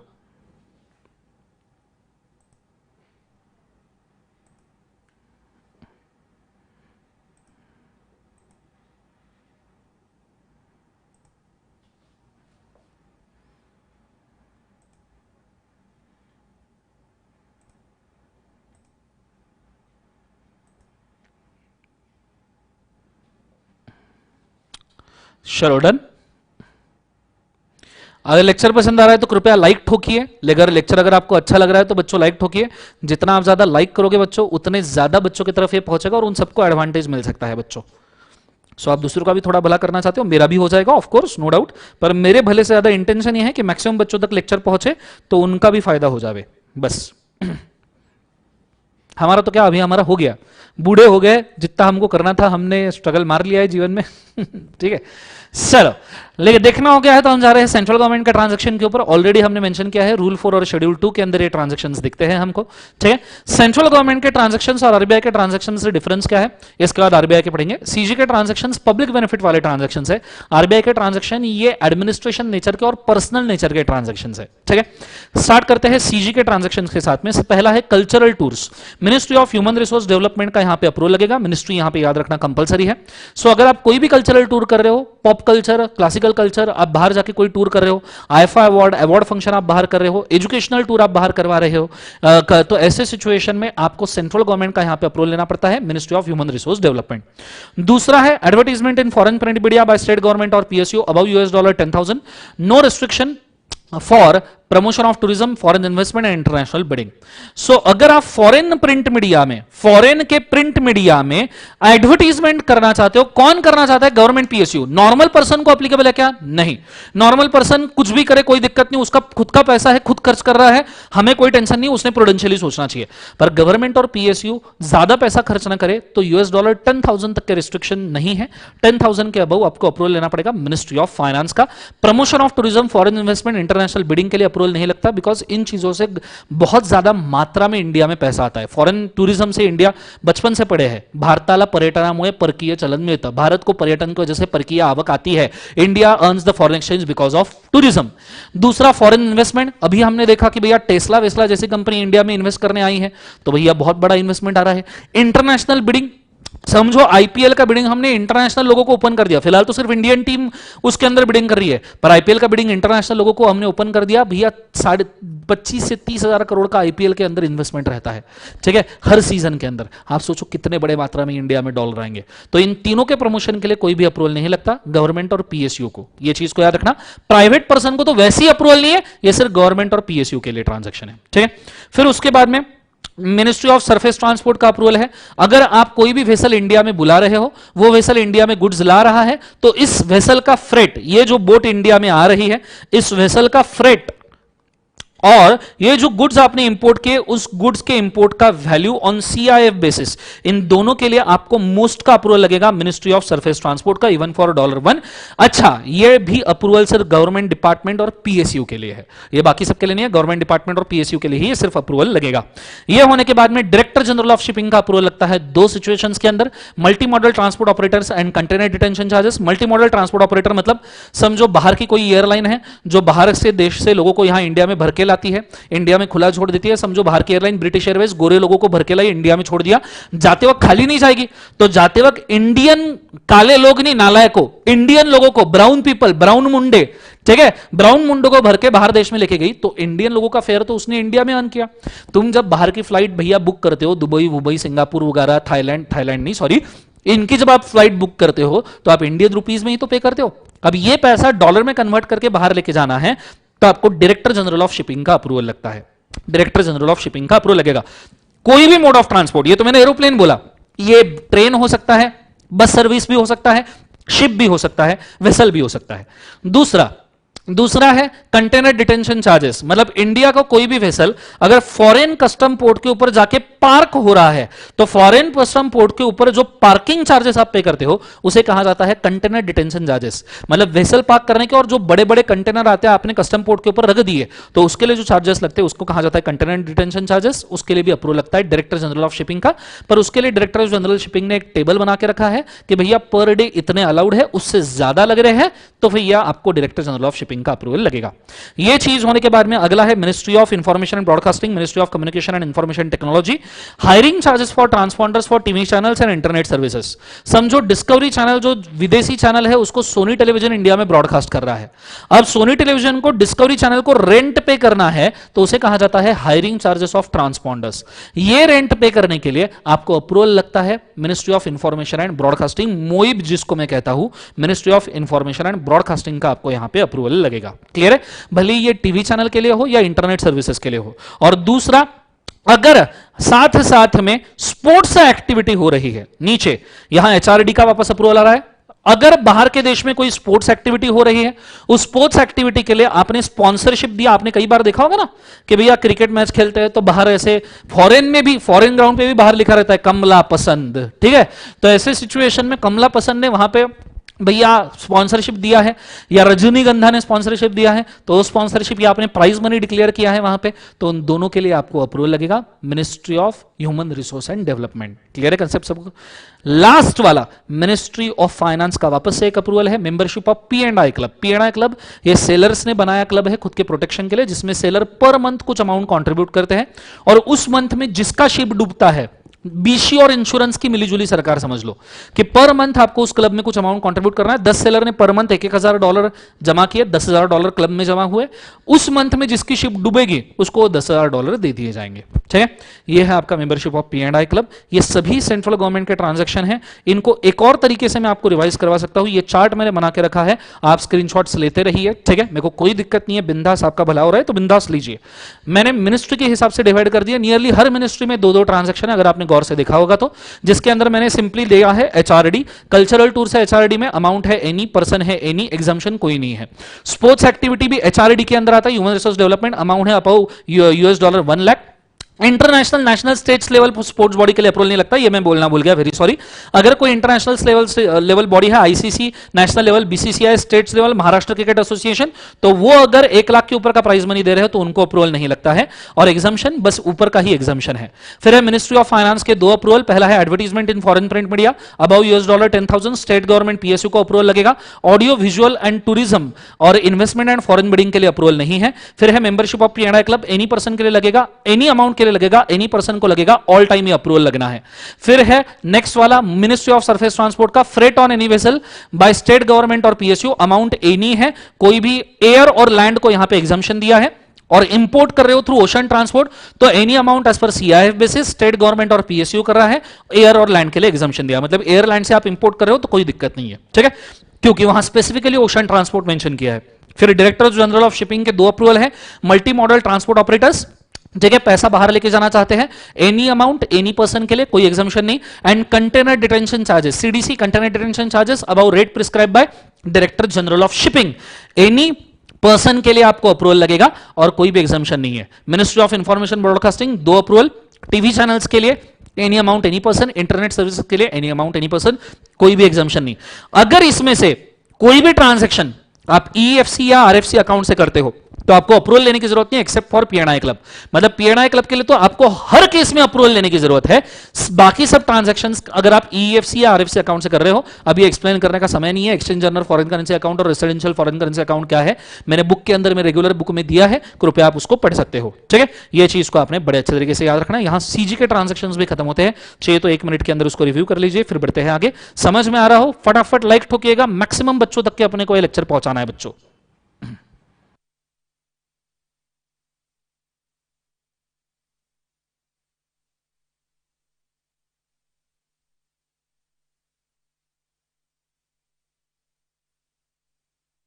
Thank you so much Ketaki बेटा for the like, so sweet.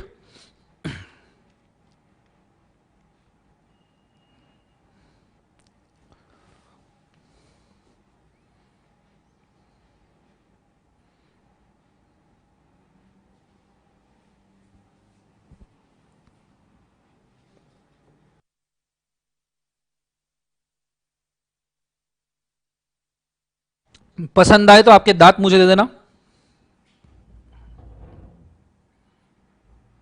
Thank you so much Abhishek बेटा, thank you so much Aniket, thank you so much Deepak बेटा। ईएफसी आरएफसी रीड करना इंपॉर्टेंट है क्या? हाँ इंपॉर्टेंट है, हो सकता है एक आधी बार आपको पूछ ले, क्योंकि ईएफसी आरएफसी अकाउंट के ऊपर 2-3 डिक्लेरेशन उन्होंने सिलेबस के अंदर देके रखे। आगे भी एक और आएगा जब मैं आपको उस चीज को समझाऊंगा। ठीक है, तो रीड करना काफी इंपॉर्टेंट है बच्चों उसको। उसके सिवा आपको ट्रांजेक्शन समझ में नहीं आएंगे।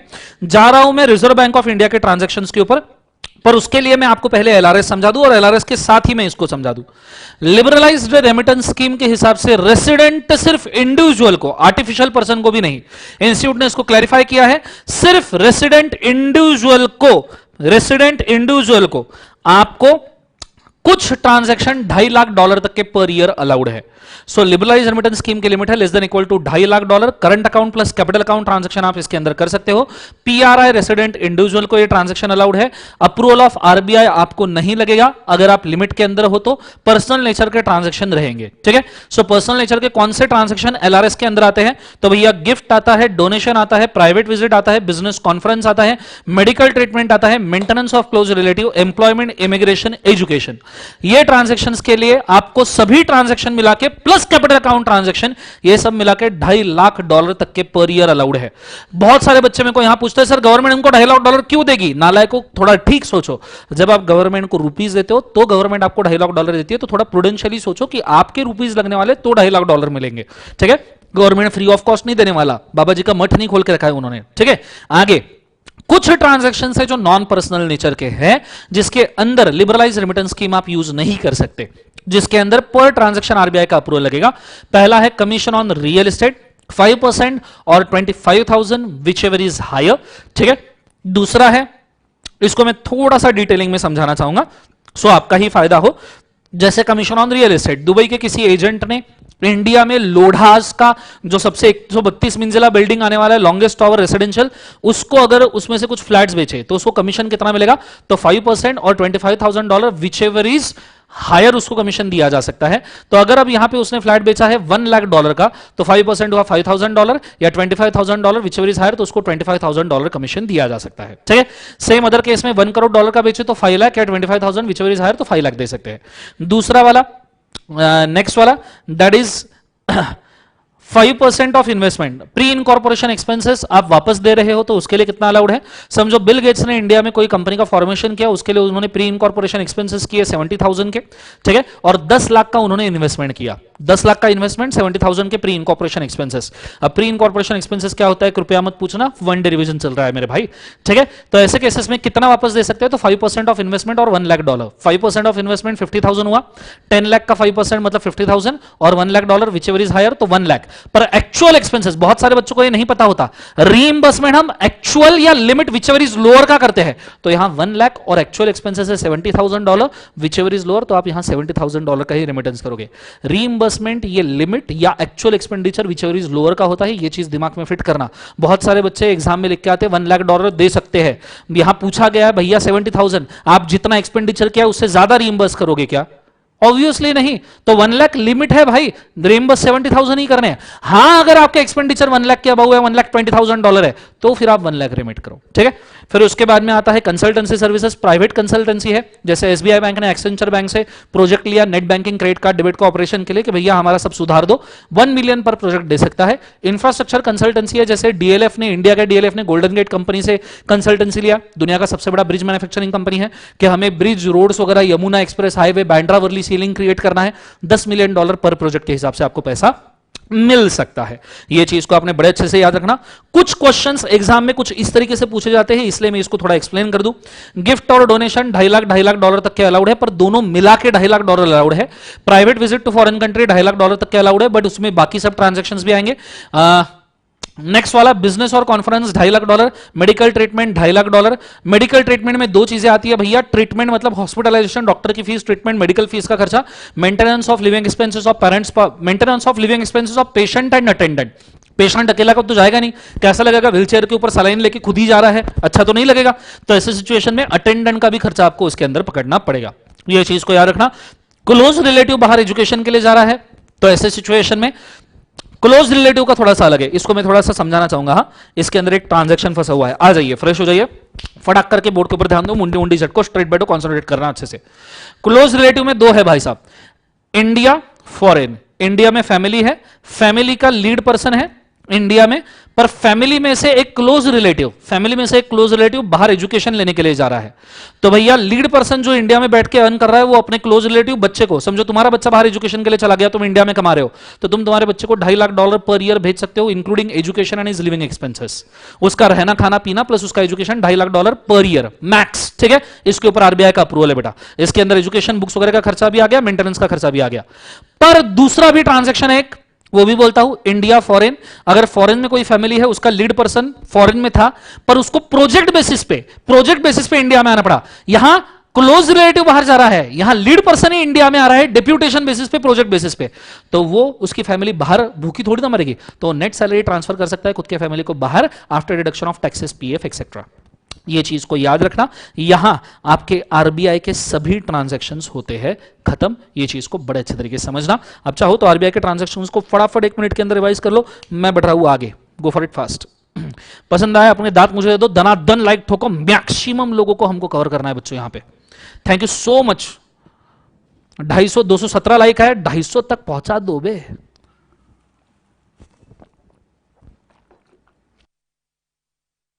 अटेंडेंट सिर्फ एक अलाउड है, पूरी क्रिकेट टीम नहीं लेके जा सकते शुभम बेटा, नहीं तो तुम अटेंडेंट के नाम पे, मेडिकल ट्रीटमेंट के नाम पे जाओगे बैंकॉक 10-12 अटेंडेंट लेके, तो ये बिल्कुल भी अलाउड बिल्कुल भी अलाउड नहीं, अटेंडेंट सिर्फ एक ही काफी होता है, ठीक है। हाँ, अगर स्पेसिफिक डॉक्टर की परमिशन, आरबीआई का परमिशन लो तो ज्यादा अटेंडेंट आ सकते हैं, क्रिकेट टीम लेके मत चले जाना, ठीक है। चलो लेट्स गो। चलो, thank you so much mayor बेटा, थैंक यू सो मच। पुजरानी, बाला, ध्रुवी, उत्तम, राधिका, अंकित, प्रकाश, अंक्रे, राधिका, सब थैंक यू सो मच बच्चों, ठीक है। सेबी एलओडीआर कवर होगा क्या? जरूर होगा बेटा, टेंशन लेने की जरूरत नहीं है, ठीक है। आगे बढ़ते हैं, कॉन्सेंट्रेट करना अच्छे तरीके से। अब मैं लिबरलाइज रेमिटेंस स्कीम का यहाँ पे कुछ कच्चा चिट्ठा दिया है, वो मैं यहाँ पे पढ़ दूं।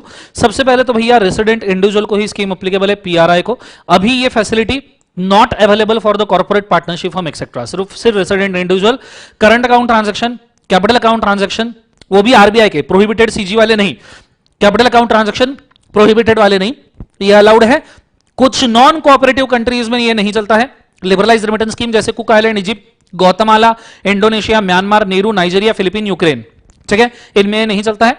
नॉन कोऑपरेटिव कंट्री, इन कंट्रीज में जाके आप धिंगाने कर रहे हो तो $2.5 लाख आपको कोई नहीं देने वाला, ठीक है। कौन से ट्रांजैक्शन है ये लिस्ट मैंने ऑलरेडी पढ़ ली है। फिर लिबरलाइज रेमिटेंस स्कीम का कच्चा चिट्ठा पहले क्या था, काम का नहीं है। फिर लिबरलाइज रेमिटेंस स्कीम के एग्जांपल है। अच्छा, ये स्कीम किस तरीके से वर्क करता है, एक छोटे से एग्जांपल दे दूं मैं आपको तो समझ में आएगा। अगर आप एक ही साल में गिफ्ट करना चाहते हो, पहले $45,000, एजुकेशन $1,30,000, प्रॉपर्टी $60,000, डोनेशन $10,000, $2,45,000 हो रहा है टोटल एक साल में, तो आपको अप्रूवल की जरूरत है नहीं। तो ऐसे सिचुएशन में एलआरएस के अंदर आप आ रहे हो। लेकिन वही अगर आप सब कर रहे हो और आपका अमाउंट सबका मिला के $2,75,000 जा रहा है, तो आपको फोर्थ ट्रांजैक्शन के लिए, डोनेशन के लिए, जो एक्सीड कर रहा है 2.5 लाख को, सिर्फ उसके लिए आपको अप्रूवल लेना पड़ेगा आरबीआई का, because it is about liberalise remittance scheme. बस इतना आप लेके चलो, उसमें कैपिटल अकाउंट, करंट अकाउंट सब आ रहे हैं, ठीक है। चलो, अब ईएफसी आरएफसी अकाउंट के ऊपर एक डिक्लेरेशन बच्चों मुझे देना है, क्योंकि इंस्टीट्यूट ने दिया है तो मेरे पास कोई ऑप्शन नहीं है। बड़े अच्छे से बोर्ड के ऊपर ध्यान देना, ये चीज बहुत सारे बच्चों को नहीं पता है, तो कॉन्सेंट्रेट डबल ट्रिपल करना चाहिए। तो आप स्क्रीनशॉट्स ले सकते हो, आपके काम में ही आएंगे, भला हो बेहतर हो, ठीक है। सो शेड्यूल 2 सीजी और शेड्यूल 3 आरबीआई में ईएफसी आरएफसी का ये डिक्लेरेशन है। EFC is a kind of exchange under foreign currency account, current account आपके सिलेबस में है, इसके ऊपर टेक्स्ट दिया है बाकायदा आपके मॉड्यूल में, याद रखना। For all other transaction no approval is required, ठीक है। But membership of PNI club, commission on sale of flat plots etcetera 5% और 25,000, refund of pre incorporation expenses, ये 3 ट्रांजैक्शन आप EFC अकाउंट से भी करो तो भी आपको अप्रूवल लगना है भाई साहब। ये 3 ट्रांजैक्शन आप EFC अकाउंट से करो तो भी आपको अप्रूवल लगना है, बाकी किसी के लिए भी नहीं है। पर ये 3 ट्रांजैक्शन EFC हो, मतलब इन ट्रांजैक्शंस को हर बार ही अप्रूवल लगना है, हर बार ही अप्रूवल लगना है, EFC करो या कैसे भी करो। पर RFC residential foreign currency account से किसी भी ट्रांजैक्शन के लिए अप्रूवल नहीं है। मतलब इवन पीएनआई क्लब जो मैंने ऊपर बोला था ना, वो पीएनआई क्लब के लिए भी यहां पे अप्रूवल नहीं बोला गया है। तो अगर आप आरएफसी अकाउंट से कोई भी ट्रांजैक्शन कर रहे हो तो आपको किसी भी ट्रांजैक्शन के लिए अप्रूवल नहीं लगने वाला, ठीक है। ऊपर मैं वापस से इसको एक और फॉर्म में बोल दूं, जिनको वो समझ में आया वो रखे, जिनको ये समझ में आया ये रखे। ईएफसी अकाउंट से पीएनआई क्लब कर रहे हो, अप्रूवल रिक्वायर्ड है, पर आरएफसी अकाउंट में नहीं है। कॉमन रियल एस्टेट वाला ट्रांजैक्शन कर रहे हो, कमीशन ऑन रियल एस्टेट, तो अप्रूवल रिक्वायर्ड है, ईएफसी में भी, आरएफसी में नहीं है। प्री इनकॉर्पोरेशन एक्सपेंसेस ईएफसी में रिक्वायर्ड है, आरएफसी में नहीं है। ऑल अदर ट्रांजैक्शन ना ही ईएफसी से रिक्वायर्ड है ना आरएफसी से, तो इन दोनों अकाउंट से ऑल अदर ट्रांजैक्शन के लिए नहीं है, पर 3 के लिए ईएफसी में लगेगा, 3 के लिए आरएफसी में बिल्कुल नहीं लगेगा। क्लियर है, ये चीज को बड़े अच्छे से याद रखना, स्क्रीनशॉट निकालते जाओ, समय हम उसके लिए स्पेसिफिक ना दे पाएंगे, ठीक है। ये चीज होने के बाद में अब हम बढ़ने वाले हैं बच्चों आगे, और अब हम जा रहे हैं कैपिटल अकाउंट ट्रांजैक्शंस के ऊपर। कैपिटल अकाउंट ट्रांजैक्शन है 2E सेक्शन नंबर 6 के अंदर हम कैपिटल अकाउंट ट्रांजैक्शंस को यहां पे कवर कर रहे हैं। कैपिटल अकाउंट ट्रांजैक्शंस की अगर हम सिंपली यहां पे बात करें, बड़े अच्छे तरीके से बोर्ड के ऊपर ध्यान देना तो समझ में आएगा। कैपिटल अकाउंट ट्रांजैक्शन सेक्शन 6 में है। सेक्शन 6 के इतने सारे डिवीजन है। सबसेक्शन नंबर 1, सबसे पहली बात, ऑथोराइज पर्सन के अप्रूवल के साथ ही अलाउड है, डिस्क्लोजर वाला मैटर है तो हैशटैग डिस्क्लोजर। दूसरा, आरबीआई प्लस सीजी, इसके इन कैपिटल अकाउंट ट्रांजैक्शन के ऊपर रिस्ट्रिक्शन या एडमिशन लगा सकते हैं या एग्जाम्शन लगा सकते हैं। सो कंट्रोल कैट का कैपिटल अकाउंट ट्रांजैक्शन का सीजी आरबीआई के पास है तो हैशटैग कंट्रोल कैट। फिर central government central government condition put कर सकता है करेंसी और इंस्ट्रूमेंट के अंदर, अंडर सबसेक्शन नंबर 2A जो न्यूली इंसर्ट किया गया है। सीजी बोला कि कोई भी फॉरेन करेंसी और कोई भी इंस्ट्रूमेंट के ऊपर हम कंडीशन पुट कर सकते हैं, so hashtag instruments. Subsection 3 delete हो चुका है सिलेबस में से। सबसेक्शन 4, पीआरआई के foreign assets liabilities acquired when he was a PROI, inheritance के थ्रू फ्रॉम पीआरओआई तो वो एग्जम्प्टेड है। पीआरआई ने कोई भी फॉरेन असेट लाइबिलिटी इनहेरिटेंस में लिए हैं पीआरओआई से, जब वो पीआरओआई था या इनहेरिटेंस में मिले हैं, मतलब खुद बाहर था तब लिए हैं, या उसके कोई रिलेटिव है उनके थ्रू उसको मिले हैं जो पीआरओआई थे, एग्जम्प्टेड है। पीआरओआई के पास कोई इंडियन असेट है जब वो पीआरआई था या उसको इनहेरिटेंस में मिले हैं, एग्जैक्टली इसका अपोजिट, ठीक है। पीआरओआई के पास इंडियन असेट है जब वो इंडिया में था पीआरआई, या फिर उसके रिलेटिव के थ्रू मिले हैं तो एग्जम्प्टेड है। आरबीआई रेगुलेट कर सकता है ओपनिंग और क्लोजिंग ऑफ एनी ब्रांच और agency outside India, foreign entity का या इन इंडिया, और या इन इंडिया स्पेसिफिकली ज्यादा क्योंकि हमारा कंट्रोल यहीं पे है। और सातवां क्लैरिफिकेशन है डेट इंस्ट्रूमेंट्स के रिगार्डिंग के इंस्ट्रूमेंट जो आरबीआई या सीजी ने नोटिफाई किए हैं उन्हीं को इंस्ट्रूमेंट को फेमा लगेगा। ये 7 सबसेक्शन यहां पे आपको दिए हैं सेक्शन नंबर 6 में, इनको कृपया अच्छे से याद रखना, ठीक है। शब ये चीज स्क्रीनशॉट्स आप निकालते रहिए। अब हम जा रहे हैं कैपिटल अकाउंट ट्रांजैक्शन के डेफिनेशन के ऊपर। सो कैपिटल अकाउंट ट्रांजैक्शन के डेफिनेशन जिन्होंने क्लास किया है फटाफट मेरे साथ एक्शन करो, फटाफट समझ में आएगा। एनी ट्रांजैक्शन व्हिच अल्टर्स क्या क्या असेट्स एंड लायबिलिटीज किसका of a person resident in India which are situated outside India, and any transaction which alters क्या क्या असेट्स एंड लायबिलिटी किसका of a person resident outside India which are situated in India, yes और no, and include section 6 subsection 3 वो delete हो गया, और 5 prohibited transaction. सो हमने इस चीज को बहुत अच्छे से ऑलरेडी डिफाइन किया गया था कि भैया रजनीकांत है वो अगर ताजमहल परचेस कर रहा है कैपिटल अकाउंट नहीं है, पर वो बाहर के बैंक से यूएसबी यूबीएस से लोन लेके कर रहा है तो कैपिटल अकाउंट है। पाम आइलैंड पे कोई बंगला परचेस कर रहा है तो कैपिटल अकाउंट है। और इंडियन बैंक से कोई लोन ले रहा है, SVC Indian bank, Shamrao Vitthal सहकारी बैंक, तो भी वो कैपिटल अकाउंट नहीं है। अगर टॉम क्रूज पीआरओआई है, वो ताजमहल वैसे बेचा नहीं जाता but for example Taj Mahal purchase करना चाहता है, इंडियन बैंक से लोन लेना चाहता है तो कैपिटल अकाउंट ट्रांजेक्शन है। टॉम क्रूज बाहर के देश में कुछ परचेस कर रहा है या बाहर के बैंक से लोन ले रहा है, उससे हमारा क्या लेना देना। यह है कैपिटल अकाउंट ट्रांजैक्शन की डेफिनेशन।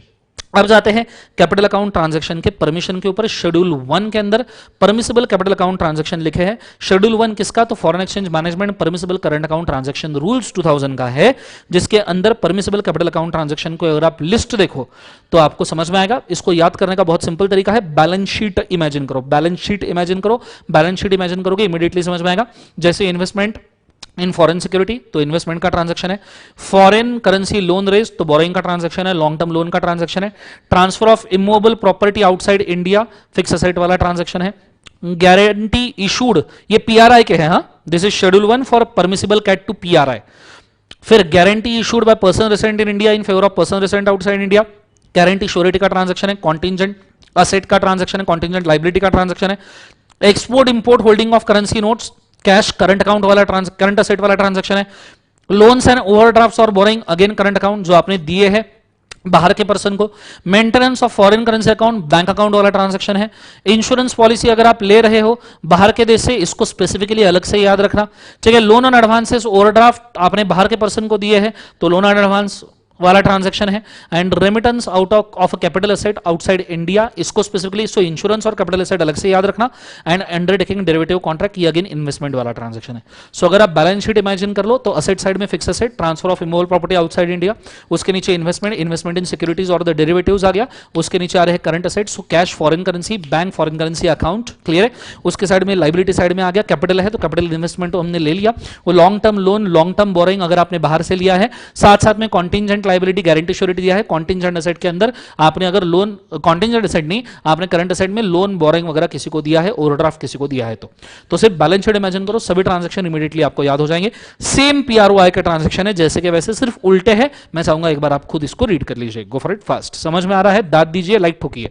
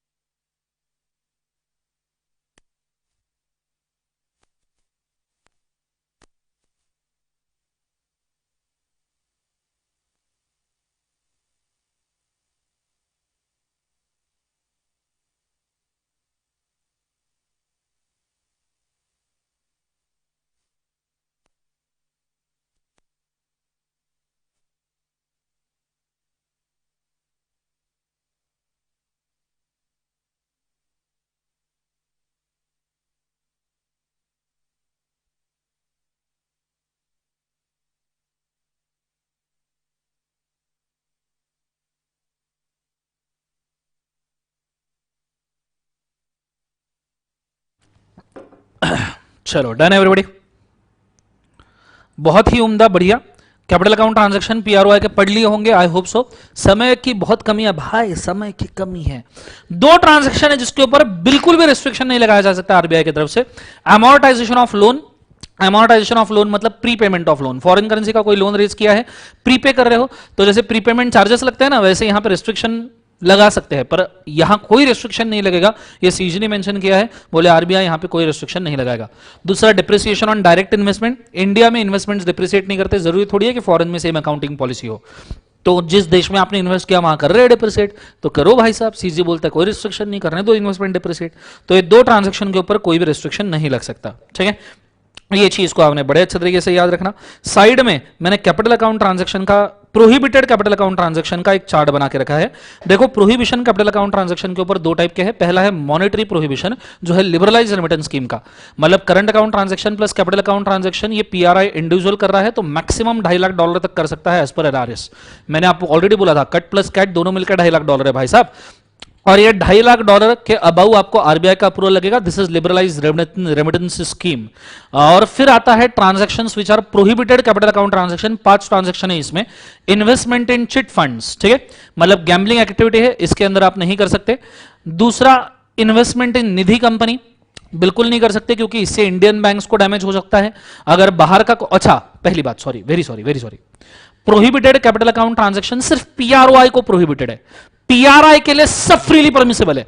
पीआरआई के लिए कैपिटल अकाउंट में कोई भी रिस्ट्रिक्शन नहीं है। पीआरआई के लिए कैपिटल अकाउंट में कोई भी रिस्ट्रिक्शन नहीं है। पीआरआई के लिए कैपिटल अकाउंट में कोई भी रिस्ट्रिक्शन नहीं है, नहीं है, ना समझ में आया? आगे सो पीआरओआई के लिए ही कैपिटल अकाउंट के ऊपर रिस्ट्रिक्शन है, इन्वेस्टमेंट इन चिट फंड्स गैम्बलिंग है, इसलिए इन्वेस्टमेंट इन निधि कंपनी, इंडियन बैंक्स को डैमेज होगा, पीआरओआई इंडिया में आके निधि कंपनी बनाएगा, बैंकिंग सेक्टर को डैमेज होगा, एग्रीकल्चरल प्लांटेशन एक्टिव्हिटी, ये हमारा हेरिटेज बिझनेस आहे. भारताची 70% जनता शेतीवर अवलंबून असते. भारत की 70% जनता खेती के ऊपर निर्भर करती है. India 70% population depend on the business of the agriculture. ये भी हम पीआरओआई को करने देंगे तो हम क्या करेंगे? फिर उसके बाद में रियल एस्टेट डेवलपमेंट, इसके अंदर एक छोटा सा चेंज है, and investment in transferable development rights. ये 5 चीजें आप नहीं कर सकते, पर इसके अंदर छोटे छोटे क्लैरिफिकेशन है, उनको मैं यहां पे समझाना चाहूंगा. जैसे चिट फंड के अंदर अगर आप इन्वेस्ट करना चाहते हो तो चिट फंड के अंदर इन्वेस्टमेंट करना अलाउड है. पीआरओआई को अगर वो स्टेट गवर्नमेंट का अप्रूवल है, क्योंकि गैम्बलिंग है स्टेट गवर्नमेंट ही हैंडल करता है, लॉटरी स्टेट गवर्नमेंट ही हैंडल करता है. बैंकिंग चैनल के थ्रू अगर आप इन्वेस्टमेंट कर रहे हो, नॉन रिपेट्रिएशन बेसिस के ऊपर आप इन्वेस्ट कर रहे हो, तो जाके आपको ये अलाउड है. क्लियर है कंसेप्ट कि भैया आप इन्वेस्ट करोगे state government approval banking channel के थ्रू और बाहर इनकम आप नहीं लेके जाओगे, ठीक है, तो अलाउड है. दूसरा, निधि कंपनी मैंने बोल दिया, एग्रीकल्चर प्लांटेशन बोल दिया. रियल एस्टेट डेवलपमेंट में कुछ चीजें नहीं आती. रियल एस्टेट डेवलपमेंट में कुछ चीजें नहीं आती मतलब जिसके अंदर पीआरओआई इन्वेस्ट कर सकता है, ऐसी कौन सी चीजें हैं? तो development of township, construction of residential commercial premises, roads and bridges and real estate investment trust, इसके अंदर इन्वेस्टमेंट अलाउड है. क्लियर है. और trading and transferable development right, TDR तो आपको पता ही होगा कि ट्रांसफरेबल डेवलपमेंट राइट मतलब रियल एस्टेट के इंस्ट्रूमेंट्स होते हैं जिसके थ्रू आपको एफएसआई मिलता है कंस्ट्रक्शन के लिए. अब यहां एक ये आता है रियल एस्टेट इन्वेस्टमेंट ट्रस्ट मतलब क्या है, तो मैं इसको सिंपली समझाना चाहूंगा. It is the kind of mutual fund of real estate. Public REITs real estate investment trust company को इन्वेस्टमेंट देती है, कंपनी उसको रियल एस्टेट में इन्वेस्ट करती है, रियल एस्टेट से वो कंपनी इन्वेस्टमेंट के ऊपर रिटर्न कमाती है और पब्लिक में उस रिटर्न को डिवाइड करती है. This company is called as real estate investment trust. इसके रिगार्डिंग ये इंफॉर्मेशन है, स्क्रीनशॉट चाहे तो ले लो, एग्जाम में पूछे जाने के चांसेस है थोड़े से, इसलिए बोल रहा हूं स्क्रीनशॉट ले लो, फिर हम बढ़ेंगे आगे. प्रोहिबिटेड कैपिटल अकाउंट ट्रांजैक्शन यहां होता है खत्म. Go for it fast.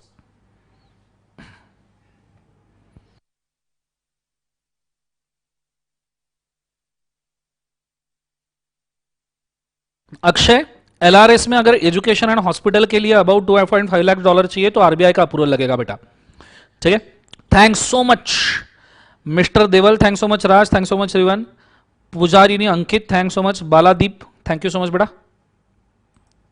बहुत शानदार 280 लोग लगे हुए हैं मेहनत करने के पीछे, बहुत अच्छी बात है. 250 से ज्यादा लाइक्स है, thank you so much guys, it means a lot मेरे लिए, ठीक है. इन्हीं चीजों को देख के मोटिवेट होते हैं और पढ़ाने के लिए, ठीक है. चलो बहुत बढ़िया. वनडे रिवीजन लेक्चर के अंदर अगर इंटरेक्शन होता रहे ना तो मजा ही आ जाए, ठीक है. चलो ये चीज होने के बाद में अब हम बढ़ रहे हैं आगे अगले कंटेंट के ऊपर, अगले कंटेंट के ऊपर. अब हम जा रहे हैं एक्सपोर्ट प्रोसीजर के ऊपर, ठीक है. एक्सपोर्ट प्रोसीजर के ऊपर जा रहे हैं. अब कुछ बच्चे मेरे को सवाल पूछेंगे, सर आप इसके अंदर ईसीबी ओडीआई इंपोर्ट कवर करने वाले हो क्या? तो मैं पहले बोल दूं बच्चों, ईसीबी ओडीआई और इंपोर्ट के ऊपर इंस्टीट्यूट ने अभी तक कोई सवाल नहीं पूछे हैं, तो अभी तक हमको पता ही नहीं है कि ईसीबी ओडीआई और इंपोर्ट के कौन से पॉइंट, कौन से पैराग्राफ को हिट करना चाहिए, कौन से पॉइंट ईसीबी ओडीआई को हिट करके उसको ठीक से पढ़ाना चाहिए. बाकी सबके ऊपर सवाल है तो पता है कि कहां कहां हिट करना है. ईसीबी ओडीआई इंपोर्ट आप मुझे पूछोगे तो मैं बोलूंगा सब इंपॉर्टेंट है क्योंकि उसके ऊपर सवाल ही नहीं है. जब इंस्टीट्यूट सवाल पूछेगी तो बताएंगे. तो उसके लेक्चर ऐसा नहीं है, उसके लेक्चर बाकायदा ओपन करके दे के रखे हैं यूट्यूब के ऊपर, कब जब से रिकॉर्ड किया तब से ओपन है, कोई अमेंडमेंट नहीं है, ठीक है. वो ईमानदारी से खुद देखना, 1.5-2 लेक्चर्स है नियरली, देख लोगे भला होगा, क्योंकि उसके ऊपर कंफर्म 2-3 अटेम्प्ट से एक्सपेक्ट कर रहा हूं कि आज आवे. सवाल नहीं आ रहा है इस बार तो आ जावे, और जिस दिन आ जाएगा ना 7-8 मार्क खा के चला जाएगा बेटा, सच्ची बोल रहा हूं. तीनों टॉपिक में उतना दम है, ठीक है. सो कृपया उसको देख लीजिएगा, ओपन लेक्चर रखा है तुम्हारी ही सहूलियत के लिए. हाँ अगर कोई क्वेश्चन पूछे इंपॉर्टेंट पता हो तो उसको हिट करके आगे बढ़ जाए, पर तीनों टॉपिक इतने वास्ट है कि उसमें से कुछ भी कर्टेल करना रिवीजन के अंदर मेरे से पाप हो जाएगा, और मैं पाप नहीं करना चाहता, ठीक है. चलो आगे बढ़ते हैं. कॉन्सेंट्रेट करना डबल ट्रिपल, ये चीज को बड़े अच्छे तरीके से याद रखना, ठीक है.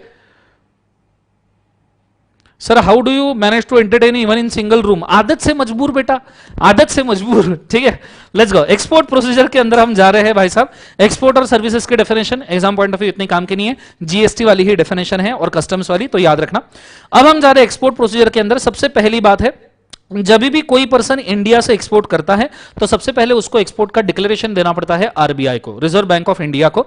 वो डिक्लेरेशन वो देता है. देखो इंडिया ने पर्सन इन इंडिया के बाहर एक्सपोर्ट किया, आरबीआई को भैया डिक्लेरेशन दे दे क्या क्या गुड्स और सर्विसेज ईडीएफ फॉर्म में, सॉफ्टवेयर का सॉफ्टेक्स फॉर्म में, full value of export, market value of export, ascertained value of the export, country and a person of the export जिसको आप एक्सपोर्ट कर रहे हो, and realisation of the sale proceeds to India, आप किस तरीके से सेल प्रोसीड इंडिया में लेके आओगे ये आपको मेंशन करना है। ये डिक्लेरेशन आपको फाइल करना है भाई साहब। हे भगवान क्या हो गया, माय मिस्टेक, वेरी सॉरी, बीच में से ही गायब हो गया ये। 1 सेकेंड गाइस, हाँ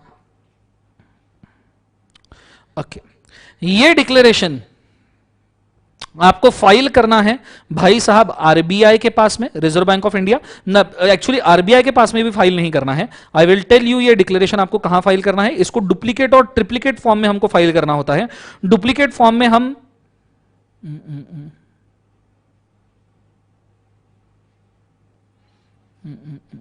डिक्लेरेशन हाँ ये इधर आ गया, देखिए। सो ईडीएफ डुप्लीकेट फॉर्म में आप फाइल करोगे भैया कमिश्नर ऑफ कस्टम्स को, और ट्रिप्लीकेट फॉर्म में आपने कमिश्नर ऑफ कस्टम्स को आपने फाइल करना है। फिर डुप्लीकेट फॉर्म में से ईडीएफ का एक copy commissioner of custom nearest RBI को देगा, और ट्रिप्लीकेट का एक कॉपी कमिश्नर ऑफ कस्टम और एक्सपोर्टर को दिया जाएगा। इस तरीके से आपको ये डिक्लेरेशन फाइल करना है। क्लियर है, ये चीज को आपने बड़े अच्छे तरीके से याद रखना। फिर इसके बाद में मेंशन किया गया है कुछ कैटेगरीज ऑफ ट्रांजैक्शन जिसके लिए एक्सपोर्ट डिक्लेरेशन नहीं लगता। मैंने इसको 4 मेजर कैटेगरीज में डिवाइड किया है, हालांकि इसके अंदर ए से लेके एम तक ट्रांजैक्शन है, 12 14 if I not wrong 14-15 transaction है, याद करना है मुश्किल है। सो 4 बेसिक कैटेगरीज में डिवाइड किया है। पहला फ्री ऑफ कॉस्ट वाली कैटेगरी, जिसके अंदर फ्री ट्रेड सैंपल, इसके लिए एक्सपोर्ट डिक्लेरेशन नहीं लगता। पर्सनल इफेक्ट, जो आप खुद पहन के जाते हो, गहने, घड़ी, मोबाइल वगैरह, इसको नहीं लगता। गिफ्ट आउटसाइड इंडिया अगर आप दे रहे हो उसको नहीं लगता। डोनेशन को भी नहीं लगता। इंपोर्टेड फ्री फॉर री एक्सपोर्ट बेसिस, कुछ गुड्स आपने इंपोर्ट किए हैं जिसको आप री एक्सपोर्ट करने ही वाले हो, वो वाले फ्री रिप्लेसमेंट्स। अगर आपका कोई फोन वोन खराब हो जाता है, रिप्लेस करके वापस एक्सपोर्ट हो रहा है, तो ऐसे सिचुएशन में आपको कोई भी डिक्लेरेशन नहीं लगता। सेंट्रल गवर्नमेंट, स्टेट गवर्नमेंट और गवर्नमेंट से रिलेटेड कौन सी चीजें हैं, तो goods, transshipment, cargos for military, navy, air force, इसके लिए एक्सपोर्ट डिक्लेरेशन नहीं लगता। आरबीआई ने जो परमिट किए ट्रांजैक्शंस, उसके लिए एक्सपोर्ट डिक्लेरेशन नहीं लगता।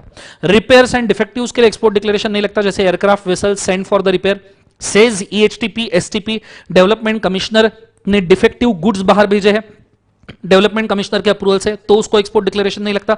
Defective goods send for the repair on री इंपोर्ट बेसिस, जो गुड्स आपने रिपेयर के लिए भेजे हैं वापस इंडिया में आने वाले हैं, उसके लिए एक्सपोर्ट डिक्लेरेशन नहीं लगता। और मिसलेनियस कैटेगरीज में 2 है। एसईजेड ईएसटीपी के अंदर लोन बेसिस पे या सरप्लस गुड्स को जो है, फॉर एग्जांपल बाहर से कुछ गुड्स हमने लोन बेसिस पे लिए काम करवाने के लिए, जैसे स्पेयर पार्ट्स, उसके बाद में मैकेनिक्स के टूल्स, तो उसके लिए एक्सपोर्ट डिक्लेरेशन नहीं लगता अगर आप उसको वापस भेज रहे हो। और कुछ गुड्स हमने 100 का ऑर्डर दिया था, 150 गुड्स गलती से भेज दिए, उनमें से 50 गुड्स को आप वापस एक्सपोर्ट कर रहे हो, तो उसके लिए एक्सपोर्ट डिक्लेरेशन नहीं लगता। Goods exported for testing and re import basis, तो टेस्टिंग के लिए आपने बाहर गुड्स भेजे हैं और वापस री इंपोर्ट कर रहे हो टेस्ट करवा के, जैसे कार्स होते हैं, एरोप्लेन्स होते हैं, उनको टेस्ट करवाना होता है, तो ऐसे सिचुएशन में एक्सपोर्ट डिक्लेरेशन नहीं लगता। ये चीज को आपने बड़े अच्छे तरीके से याद रखना है, चाहे तो आप इसका स्क्रीनशॉट ले लो। इसके बाद में फटाफट ले लो, चाहिए तो मैं हट जाता हूं।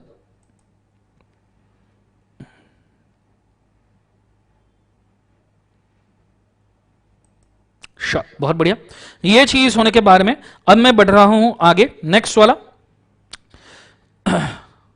डिक्लेरेशन तो हमारा हो गया भाई साहब। हाँ, कितने दिनों में आपको एक्सपोर्ट वैल्यू इंडिया में लानी है? पहली बात तो आपको एक्सपोर्टेड वैल्यू ऑथोराइज्ड डीलर के थ्रू ही इंडिया में लानी है, और उसके लिए डायरेक्शंस आपको आरबीआई दे सकता है। दूसरी बात, कितने दिनों में लानी है, तो इंडिया में आपने एक्सपोर्ट वैल्यू 9 + 9 मंथ्स के अंदर लानी है। गुड्स जो नॉर्मली एक्सपोर्टेड है, जो बाहर के वेयर हाउस में आपने डाल के रखे हैं, तो जिस दिन से आपने बाहर एक्सपोर्ट किए वहां से 15 मंथ्स + 15 मंथ, ये प्लस जो 9 + जो 15 मंथ्स है, ये स्पेसिफिक रीजन के केस में ही अलाउ किया जाएगा, हर बार नहीं। एसईजेड, ईओयू, ईएचटीपी, एसटीपी, कोई भी टाइप का एक्सपोर्ट करें नॉर्मल या वेयर हाउसिंग, उनको 9 मंथ्स + 9 मंथ्स ही अलाउड है, क्योंकि वो मेड ही एक्सपोर्ट ओरिएंटेड यूनिट है, बनाई ही एक्सपोर्ट के लिए, तो उनको 9 मंथ्स + 9 मंथ्स अलाउड है। ये चीज को आपने बड़े अच्छे से याद रखना, ठीक है। Reserve bank of India opportunity of being heard देगी रिजनेबली। अगर बंदे को समय पे पैसा नहीं मिलता है तो आरबीआई उसको पूछ सकता है, सवाल जवाब कर सकता है, क्यों नहीं भाई। ये जो डॉक्यूमेंट है एक्सपोर्ट के, आपने सबमिट करने चाहिए with in 21 days of the export to the RBI in EDF और सॉफ्टेक्स, ये बोला गया है। पेमेंट ऑफ एक्सपोर्ट आपने स्पेसिफिक समय के अंदर लेके आ जाना चाहिए, ठीक है, और उसके लिए ऑथोराइज पर्सन के थ्रू ही आपने लेके आना है। पेमेंट प्रॉपर मोड में ही लाना है। पेमेंट डिले हो रहा है बियॉन्ड स्पेसिफिक पीरियड, तो ऐसे सिचुएशन में आरबीआई आपको डायरेक्शंस दे सकता है और साथ साथ में एक्सपोर्ट जो फुल गुड्स का है उसको भी वापस मंगवा सकता है। मतलब एक तो पेमेंट इंडिया में ला लो, नहीं तो पैसा इंडिया पेमेंट ला लो, या गुड्स वापस इंडिया में ला लो, ये डायरेक्शंस भी आरबीआई यहां पे दे सकता है। ये यहां पे बोला गया है। कुछ गुड्स के लिए प्रायर अप्रूवल लग सकता है, जैसे export under rupees set credit route, और लाइन ऑफ क्रेडिट जो बैंक ने दिया है उसके लिए आपको प्रायर अप्रूवल लगता है सेंट्रल गवर्नमेंट का for the purpose of export. Delay हो रहा है एक्सपोर्ट के रिसीट्स में, गुड्स एक्सपोर्ट हो गए पर पैसा ही नहीं आ रहा है, तो एक तो पेमेंट वापस लाओ, नहीं तो गुड्स री इंपोर्ट करवा लो। और उसके एडिशन में RBI can give a direction for the exporter for contravention of the provision and he will bear the consequences, अगर उसने कुछ गलत किया है तो। अगर एक्सपोर्ट के खिलाफ आपको एडवांस पेमेंट आया है, बड़े अच्छे से याद रखना, एग्जाम में पूछा गया है एक बार, एडवांस पेमेंट आया है तो 1 साल के अंदर आपने गुड्स शिप कर देने चाहिए। रेट ऑफ इंटरेस्ट या तो फिर आपको पे करना पड़ेगा LIBOR plus 100 basis point London interbank offering rate plus 100 basis point after 1 year आपको ये पे करना पड़ेगा। और साथ साथ में document covering route through authorised dealer ही आपने ये एडवांस रिसीव करना है। हां, अगर एग्रीमेंट में मेंशन किया गया है कि भैया ज्यादा समय के बाद भी आप एक्सपोर्ट कर सकते हो, जैसे एग्रीमेंट में लिखा है कि 2 साल बाद हम उनको गुड्स देंगे, तो ऐसे सिचुएशन में एज पर एग्रीमेंट गया तो भी चलेगा, जो ऑलरेडी आरबीआई से अप्रूव्ड रहेगा। ये चीज को आपने बड़े अच्छे तरीके से याद रखना है। फिर उसके बाद में नीचे, अच्छा, जो एडवांस आया है उसमें से कोई भी पैसा आप इंटरेस्ट या कैपिटल रिडम्पशन के लिए नहीं लगाओगे अनलेस एंड अनटिल आरबीआई आपको इसके लिए परमिशन नहीं देता। ठीक है। फिर आता है issue of directions by RBI. Reserve bank of India यहां पे डायरेक्शंस दे सकता है जो भी उसको लगता है सही एक्सपोर्ट के लिए, उसके हिसाब से जनरलाइज्ड है एकदम। और प्रोजेक्ट एक्सपोर्ट की यहां पे बात की है, टर्न की प्रोजेक्ट्स वगैरह है तो ऐसे सिचुएशन में आपको प्रायर अप्रूवल अप्रूविंग अथॉरिटी का लगेगा, जिस टाइप का प्रोजेक्ट होगा। जैसे आपका टेलीकॉम प्रोजेक्ट है तो टीआरएआई का अप्रूवल लगेगा, आपका एटॉमिक एनर्जी वगैरह वाला प्रोजेक्ट है तो आपको infrastructure and ministry of energy का अप्रूवल लगेगा, तो उन मिनिस्ट्री का प्लस आपको आरबीआई का अप्रूवल लगेगा। साथ साथ में आपको एक गारंटर लगेगा जो गारंटी देता है इस प्रोजेक्ट एक्सपोर्ट के लिए कि पूरा रेमिटेंस इंडिया में आना चाहिए। ठीक है, ये चीज को आपने बड़े अच्छे से याद रखना। अगर अप्रूविंग अथॉरिटी यहां पे एग्जिम बैंक है तो एग्जिम बैंक का भी अप्रूवल लेना पड़ सकता है। ये प्रोजेक्ट एक्सपोर्ट के लिए बोला है। यहां एक्सपोर्ट प्रोसीजर पूरी तरीके से खत्म होता है। 1 मिनट देता हूं, फटाफट रिवाइज कर लीजिए, फिर हम आगे बढ़ते हैं। Go for it fast.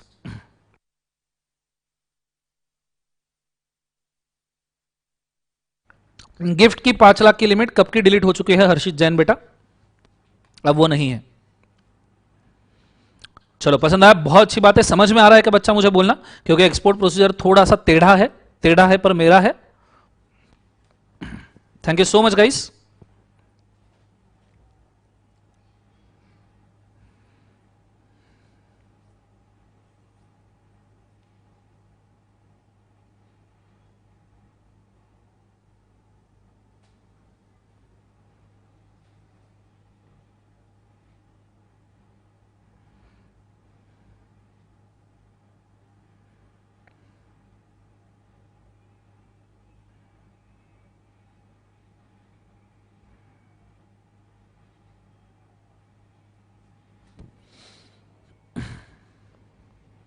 चलो, डन एवरीबॉडी। जाते हैं अगले कंटेंट के ऊपर। अगला कंटेंट है भाई साहब कि आप रियलाइजेशन एंड रिपेट्रिएशन कैसे कर सकते हो इंडिया में, जिसके अंदर बोला गया है कि इंडिया में आपको रियलाइजेशन रिपेट्रिएशन करने की जरूरत नहीं है अगर आपके पास में $2000 तक के करेंसी नोट्स अवेलेबल है। कॉइन्स के ऊपर कोई भी लिमिट नहीं दी गई है, और ऐसे सिचुएशन में आरबीआई ने अगर आपको अलाउ करके रखा है तो आप वो चीजें खुद के पास रख सकते हो। जैसे visit to place outside India में आपको कुछ मिला है, गिफ्ट ऑनोरियम में लीगल वेज में आपको कुछ मिला है, तो आप उसको खुद के पास रख सकते हो $2000 तक के, या जो चीज आरबीआई ने अलाउ की है। फिर उसके बाद में आती है पेनल्टीज। हमने ऑथराइज पर्सन की पेनल्टी पड़ी है 10,000 प्लस 2,000 पर डे, सेक्शन 11। 13 का पेनल्टी है जो फेमा का मेन पेनल्टी है, 3 टाइम्स ऑफ द प्रॉफिट, और अगर अमाउंट क्वांटिफाइबल नहीं है तो 2 lakh plus 5,000 rupees per day अगर कॉन्ट्रावेंशन कंटिन्यूइंग है तो। फिर सेक्शन 13 का पेनल्टी है, this penalty is for the purpose of capital account transactions, immovable property, exchange और फॉरेन सिक्योरिटी के लिए specifically 3 times of amount involve. जो सिक्योरिटी है, जो इमोबल प्रॉपर्टी है, वो कॉन्फिस्केट किया जाएगा और जेल भी हो सकता है अप टू 5 इयर्स, क्योंकि ये ट्रांजैक्शन नॉर्मली क्रिमिनल नेचर के माने जाते हैं। ठीक है, मैंने आपको बोला था कि हवाला और कुछ क्रिमिनल ट्रांजैक्शन है जिसके अंदर ये अलाउड है। अगर आपने पेनल्टी 1 करोड़ के नीचे का पेनल्टी, 1 करोड़ के ऊपर का पेनल्टी है 3 साल, मतलब 90 डेज में आपने 1 करोड़ के ऊपर का पेनल्टी पे नहीं किया तो 3 साल तक की जेल है। अगर पेनल्टी 1 करोड़ के नीचे है और 90 डेज में पे नहीं किया तो 6 महीने तक की जेल आपको हो सकती है। ठीक है, फिर इसके बाद में आता है एडजुडिकेशन प्रोसीजर। एडजुडिकेशन प्रोसीजर के अंदर अगर हम देखें तो सबसे पहले एडजुडिकेशन आपको किया जाता है एडजुडिकेटिंग अथॉरिटी से। एडजुडिकेटिंग अथॉरिटी हो सकते हैं आपके deputy director, assistant director of enforcement, ठीक है। सो वो जब आपके खिलाफ एडजुडिकेशन करेंगे, मतलब पेनल्टी असेसमेंट करेंगे, तो आप उसके खिलाफ अपील कर सकते हो 45 डेज में। किसके पास? तो डायरेक्टर जनरल के पास में आप अपील कर सकते हो। स्पेशल डायरेक्टर्स को आप अपील कर सकते हो 45 डेज के अंदर। स्पेशल डायरेक्टर उसके खिलाफ ऑर्डर पास करेगा, वो भी आपको पसंद नहीं आया तो अगले 45 डेज में आप foreign exchange management appellate tribunal को अपील कर सकते हो, जो 180 डेज के अंदर अपील को डिस्पोज करेगा। वो भी पसंद नहीं आया तो अगले 60 डेज के अंदर आप अपील कर सकते हो हाई कोर्ट को, और हाई कोर्ट उसको डिस्पोज करेगा सुमोटो। इसके ऊपर क्या सुप्रीम कोर्ट को अपील हो सकती है? फेमा में नहीं लिखी है, बट कॉन्स्टिट्यूशन ऑफ इंडिया जो फेमा को भी ओवरराइड करता है उसमें लिखा है आर्टिकल 134 के हिसाब से आप सुप्रीम कोर्ट में अपील कर सकते हो अगर क्वेश्चन ऑफ लॉ इन्वॉल्व है तो, ठीक है। Question of law, question of fact के ऊपर मैंने YouTube पे और भी अदर लेक्चर्स डाले हैं, आप उनको रेफर कर सकते हो, पर वनडे रिवीजन के अंदर वो कवर नहीं किया जाएगा क्योंकि एग्जाम पॉइंट ऑफ व्यू कुछ काम का नहीं है, ना ही सिलेबस में है। कुछ टाइम लिमिट्स है जो आपको पता होनी चाहिए इसके अंदर। अलग अलग टाइम लिमिट्स एक जगह पे लाके रखी है। सबसे पहले पेनल्टी आपने कितने दिन में पे करना चाहिए? तो 90 डेज, अभी बोला मैंने। कंपाउंडिंग कॉन्ट्रावेंशन 180 डेज के अंदर आपने अप्लाई करना चाहिए from the date of order. Complaint अगर आपको करना है किसी भी पर्सन के खिलाफ तो 1 year from the receipt of the complaint authority, आपने कंप्लेंट करेगा अथॉरिटी उसके खिलाफ प्रोसीड करेगा। स्पेशल डायरेक्टर की अपील 45 डेज में है, अपीलेट ट्रिब्यूनल की अपील 45 डेज में है, अपीलेट ट्रिब्यूनल 180 डेज में डिस्पोज करता है अपील को, और हाईकोर्ट की अपील 60 डेज के अंदर है, ठीक है। जुरिस्डिक्शन ऑफ सिविल कोर्ट, अब ये सब चीजें, अब इसके बाद की जितनी भी चीजें हैं वो सब कॉमन टॉपिक्स में कवर की जाएगी। मैं चाहूंगा 1 मिनट के लिए रिवाइज कीजिए। जैसे मैंने बोला ईसीबी, ओडीआई और इंपोर्ट, ये आपको रेगुलर लेक्चर जो यूट्यूब पे है उसके थ्रू ही आपको देखने पड़ेंगे, क्योंकि उसके अंदर कोई सवाल आज तक नहीं पूछे हैं तो हम इंपॉर्टेंट टॉपिक उसमें नहीं बता सकते। तो हर जो वर्ड मैंने ईसीबी, ओडीआई, इंपोर्ट के लेक्चर में बोला है वो हर वर्ड इंपॉर्टेंट है, और उसके ऊपर इस बार कंफर्म सवाल आना चाहिए, क्योंकि 3 अटेम्प्ट से रहा दिख रहा है आया ही नहीं है, ठीक है। इस बार तो कम से कम आना चाहिए, ये चीज को आपने बड़े अच्छे से याद रखना। अब फेमा का मैंने नियरली जितना कंटेंट कवर करना है कर दिया है। कॉमन टॉपिक्स फेमा के बाकी है, जो बाकी भी लॉ में आएंगे, तो कॉमन टॉपिक्स का चार्ट मैं ओपन करके आपको दिखाऊंगा। तब तक पूरा जो फेमा हमने अभी रिवाइज किया है नियरली 1 घंटा 22 मिनट में, 1 घंटा 22 मिनट रिकॉर्ड ब्रेक है भैया जीवन के अंदर। 1 घंटा 22 मिनट में हमने जो फेमा रिवाइज किया है उसको अगले 2-3 मिनट में कुछ बचा के ओवरव्यू कर लो, कुछ क्वेरी है तो पूछ लो, जितनी मैं सॉल्व कर सकता हूं सॉल्व कर दूंगा। जाते हैं कॉमन टॉपिक्स के अंदर जो सभी लॉस के अंदर लगते हैं। गो फॉर इट फास्ट बच्चों।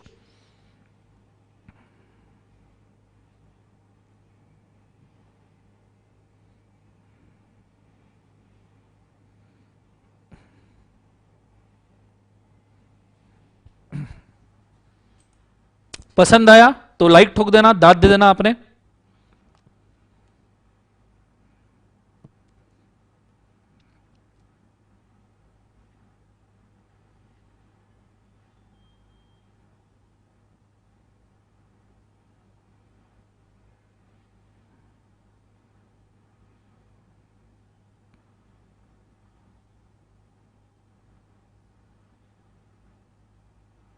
स्पीड थोड़ा स्लो किया जाए, ठीक है चलेगा।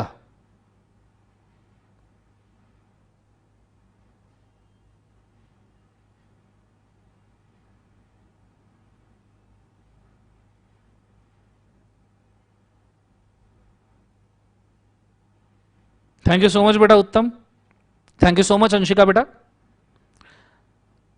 प्रियंका गुप्ता, कुछ बच्चे बोल रहे हैं स्पीड कम करो, मैं उनको बोलना चाहूंगा जरूर मैं स्पीड कम करने की कोशिश करूंगा, बट बच्चों ये वनडे रिवीजन है, 4 घंटे में इकोनॉमिक लॉ अगर आप कर पा रहे हो तो 4 घंटे में मिसलेनियस और 4 घंटे में डायरेक्टर होगा, तो जाके 12-15 घंटे में पूरा लॉ होगा, ठीक है। तो बच्चे बोल रहे हैं सर पेजेस भी टर्न नहीं कर पा रहे, ठीक है मैं थोड़ा स्लो करता हूं बट आप भी स्पीड बढ़ाइए, इसलिए वनडे रिवीजन पूरी प्रिपरेशन के बाद देखना चाहिए, ठीक है, और प्रिपरेशन स्ट्रांग होना चाहिए। चलो फिर भी आई विल कंसिडर दिस, ठीक है। Thank you so much guys, 300 के आसपास लाइक पहुंच चुके हैं, thank you so much, thank you so much guys, ठीक है लेट्स गो, बहुत बड़ी बात है मेरे लिए। चलो स्टार्ट करते हैं, कॉन्सेंट्रेट करना कॉमन टॉपिक। अब ये कॉमन टॉपिक क्या है सर? ऐसा तो कोई टॉपिक ही नहीं है जीवन में। एफसीआरए, आईबीसी, फेमा, कोई भी लॉ ले लो, नियरली 95% ऑफ इंडियन लॉज, जहां तक मेरा नॉलेज है, गरीब आदमी हूं, छोटा सा ही नॉलेज है, बहुत ज्यादा भी नहीं है, तो 95% ऑफ इंडियन लॉज में ये टॉपिक कॉमन रहते हैं। फेमा हमारे सिलेबस में, FEMA, IBC, PMLA and FCRA, ये 4 और आर्बिट्रेशन, ये 5 टॉपिक में तो ये कॉमन टॉपिक है ही। आप अगर 6D इकोनॉमिक लॉ भी मुझसे पढ़ रहे हो तो उसके अंदर भी ये कॉमन टॉपिक काम में आते हैं, ठीक है। चलो मैं स्टार्ट करता हूं कॉमन टॉपिक, मतलब ये जैसे कि वैसे एक हर जगह आते हैं। Adjudication process, what is adjudication process? कभी आपको पूछ लिया कि what is adjudication process under FEMA, under IBC, under FCRA, तो सीधे यही 3 पॉइंट लिखने हैं, यही 4 point. Any person in default और contravention, authority will investigate the matter regarding default contravention and impose a penalty or a jail. It is a process to find the default and impose a penalty and proceed against a person. खत्म। हर law में adjudication same ही होगा, इसको छोड़ के और क्या प्रोसेस होगा? Common topic. दूसरा, अपॉइंटमेंट ऑफ एडजुडिकेटिंग अथॉरिटी। हर लॉ में एडजुडिकेटिंग अथॉरिटी सीजी अपॉइंट करता है। So adjudicating authority is appointed by CG normally in every law. The tribunal and its constitution is also done by CG. The above is made by notification in official gazette. Salaries meeting etcetera are also decided by CG. ये तो तुम्हारा favourite answer हो गया। तुमको जब बचपन में कभी कुछ समझ में नहीं आता था सीए इंटर में कि इस क्वेश्चन का आंसर क्या है, किसका अप्रूवल है, तो तुम लिख के आ जाते थे सीजी। यहां तो हर जगह सीजी सीजी है, तो ये तो तुम्हारा फेवरेट हो गया। मेरे को मालूम है तुम कितने नालायक हो, मेरे प्यारे नालायक हो। मेरे को मालूम है तुमने कम से कम इंटर के पेपर में भैया 20 क्वेश्चन में से 10 क्वेश्चन सीजी लिख के आए हैं सर। ईमानदारी से बोलता हूं सर, दिल पे हाथ रख के। ठीक है, आगे कंपाउंडिंग ऑफ कॉन्ट्रावेंशन, बड़े अच्छे तरीके से ध्यान देना। नाउ एडजुडिकेशन अगेंस्ट पर्सन, किसी भी पर्सन के खिलाफ एडजुडिकेशन चल रहा है तो वो 3 चीजों के लिए अप्लाई कर सकता है। पहला compounding. Compounding is nothing but settlement with the government, surrender to the government, जिसमें जेल और पेनल्टी को मिक्स करके सिर्फ पेनल्टी लगाई जाती है। बंदा बोलता है मेरे को जेल जाने की इच्छा नहीं है, पेनल्टी चाहिए तो भर दूं, और गवर्नमेंट को भी तो उसको जेल में डाल के कोई फायदा नहीं है। गवर्नमेंट बोलता है चल ठीक है भैया पैसा तो आ जाएगा पेनल्टी के तौर पे। So penalty is equal to lower penalty. अगर ज्यादा पेनल्टी है तो उसको लोअर पेनल्टी भी कंपाउंड किया जा सकता है। अपॉइंटमेंट ऑफ अथॉरिटी किया जाएगा, जैसे इस फेमा में आरबीआई अपॉइंट करता है, बाकी केसेस में और भी अथॉरिटीज अलग अलग अथॉरिटी अपॉइंट करेंगे। Compounding 180 days from the date of application किया जाएगा। नो प्रोसीडिंग, अगर कंपाउंडिंग होता है तो उसके बाद में उस चीज सेम केस के ऊपर कोई लिटिगेशन नहीं चलेगा। सब offence shawl not be repeated in 3 years। Same offence compounding किया हुआ 3 साल में आपने रिपीट नहीं करना चाहिए। ठीक है, अगला है इम्यूनिटी। जिस बंदे के खिलाफ प्रोसीडिंग हो रहा है वो अप्लाई कर सकता है इम्यूनिटी के लिए, एप्लीकेशन करेगा, सू मोटो भी हो सकता है, protection against case laws, order, penalty etcetera. What is immunity? कि भैया आपके खिलाफ कोई भी अथॉरिटी, कोई भी लिटिगेशन नहीं किया जाएगा, कोई प्रोसीडिंग नहीं, कोई पेनल्टी नहीं, कोई जेल नहीं, कुछ नहीं, यू आर इम्यून। ठीक है, sufficient evidence of non guilty, आपने एविडेंस देना है कि आप गिल्टी नहीं हो। अगर अब्सेंस ऑफ एविडेंस है तो ऐसी सिचुएशन, एविडेंस मतलब गिल्टी है इसके लिए भी फेवर में कोई एविडेंस नहीं है तो ऐसे केसेस में कंपाउंडिंग इम्यूनिटी दे सकते हैं।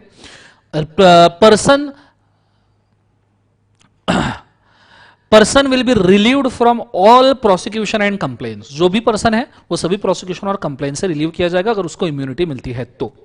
तीसरी चीज, आप अपील कर सकते हो, मतलब अगर आपको सरेंडर नहीं करना है, आपको इम्यूनिटी नहीं चाहिए तो आप अपील करो।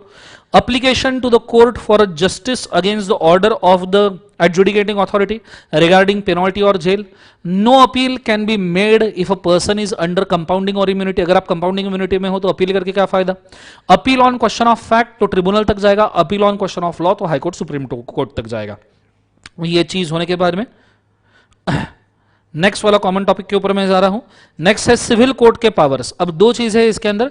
पहला है powers of civil court given to the courts in the act, मतलब फॉरेन एक्सचेंज मैनेजमेंट एक्ट में जो फेमैट है, foreign exchange management appellate tribunal, उसको सिविल कोर्ट के पावर दिए गए हैं क्योंकि वो प्रॉपरली लिटिगेशंस हैंडल कर पाए। तो सिविल कोर्ट के ऐसे कौन से पावर है जो उसको दिए गए हैं?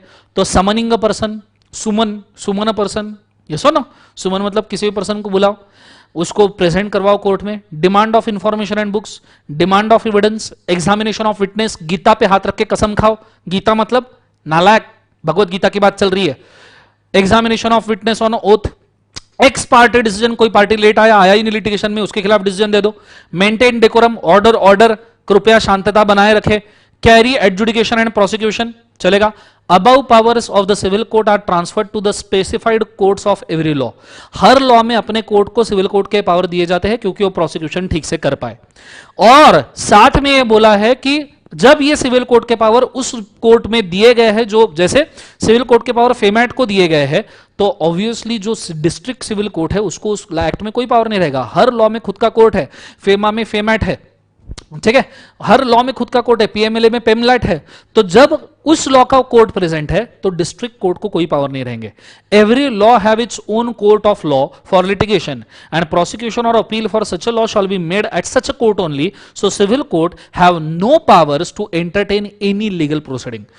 बच्चों को ये दोनों में डिफरेंस ही समझ में नहीं आता. बच्चे बोलते हैं सर सिविल कोर्ट के तो पावर ट्रांसफर किए, इनको दिए हैं, फिर सिविल कोर्ट को पावर क्यों नहीं है? अबे सिविल कोर्ट के पावर ही फेम एक्ट को दिए हैं, इसलिए सिविल कोर्ट लिटिगेशन एंटरटेन नहीं कर सकता, क्योंकि फेम एक्ट कर रहा है. समझ में आ रहा है? ये चीज को याद रखना, ये भी कॉमन टॉपिक है. अगला, power of CG to grant exemption and condonation of delays.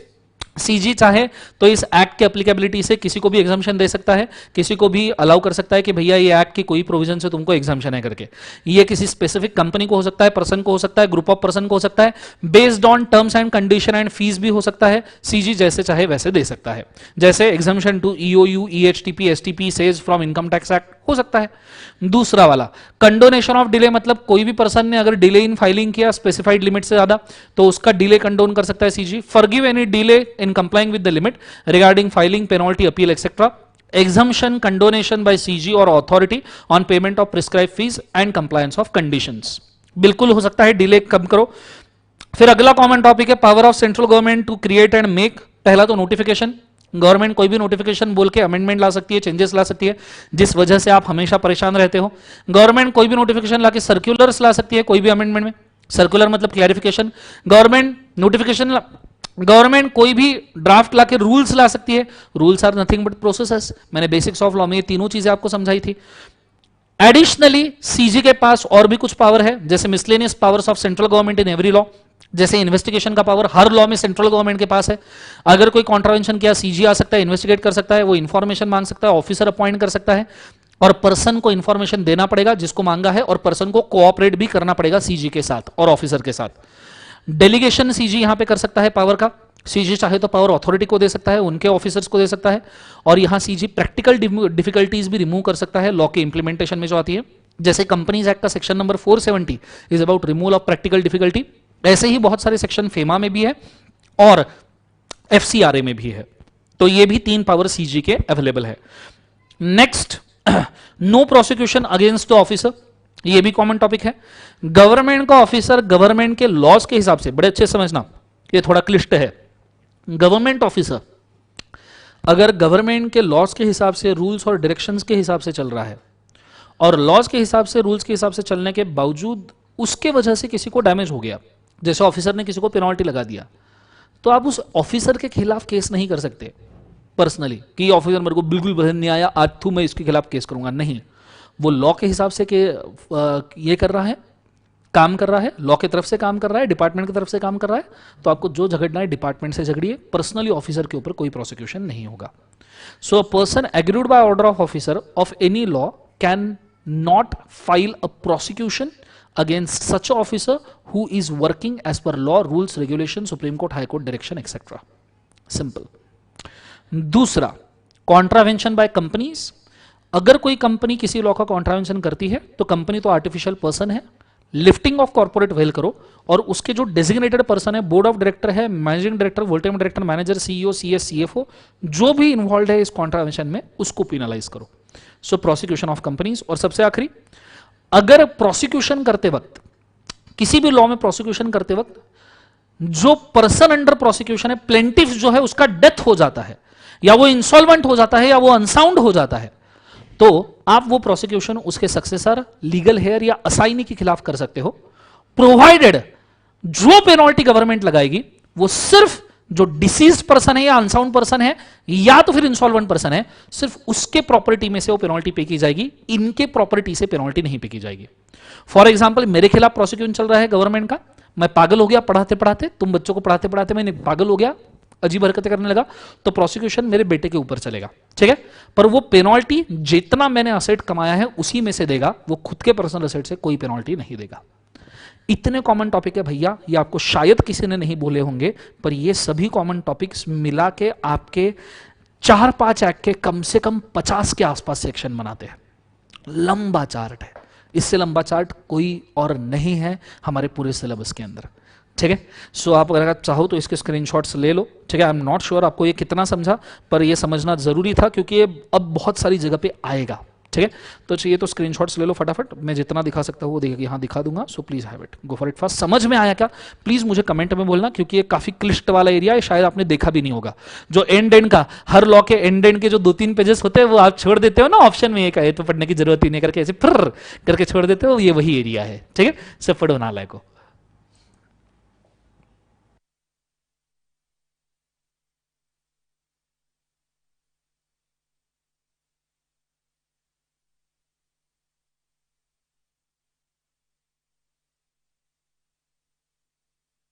Screenshot ले लो फटाफट, first screenshot done, second screenshot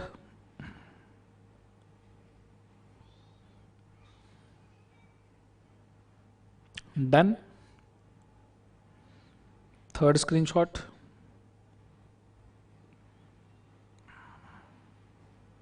done, fourth screenshot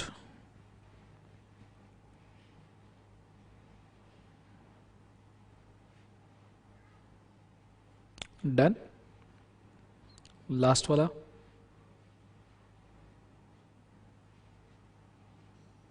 done, पूरा एक ले लो, किस फॉर्म में लिखा है देखने के लिए, स्क्रीनशॉट डन। समझ में आया पक्का? यहां फेमा और कॉमन टॉपिक्स दोनों खत्म होते हैं। ठीक है,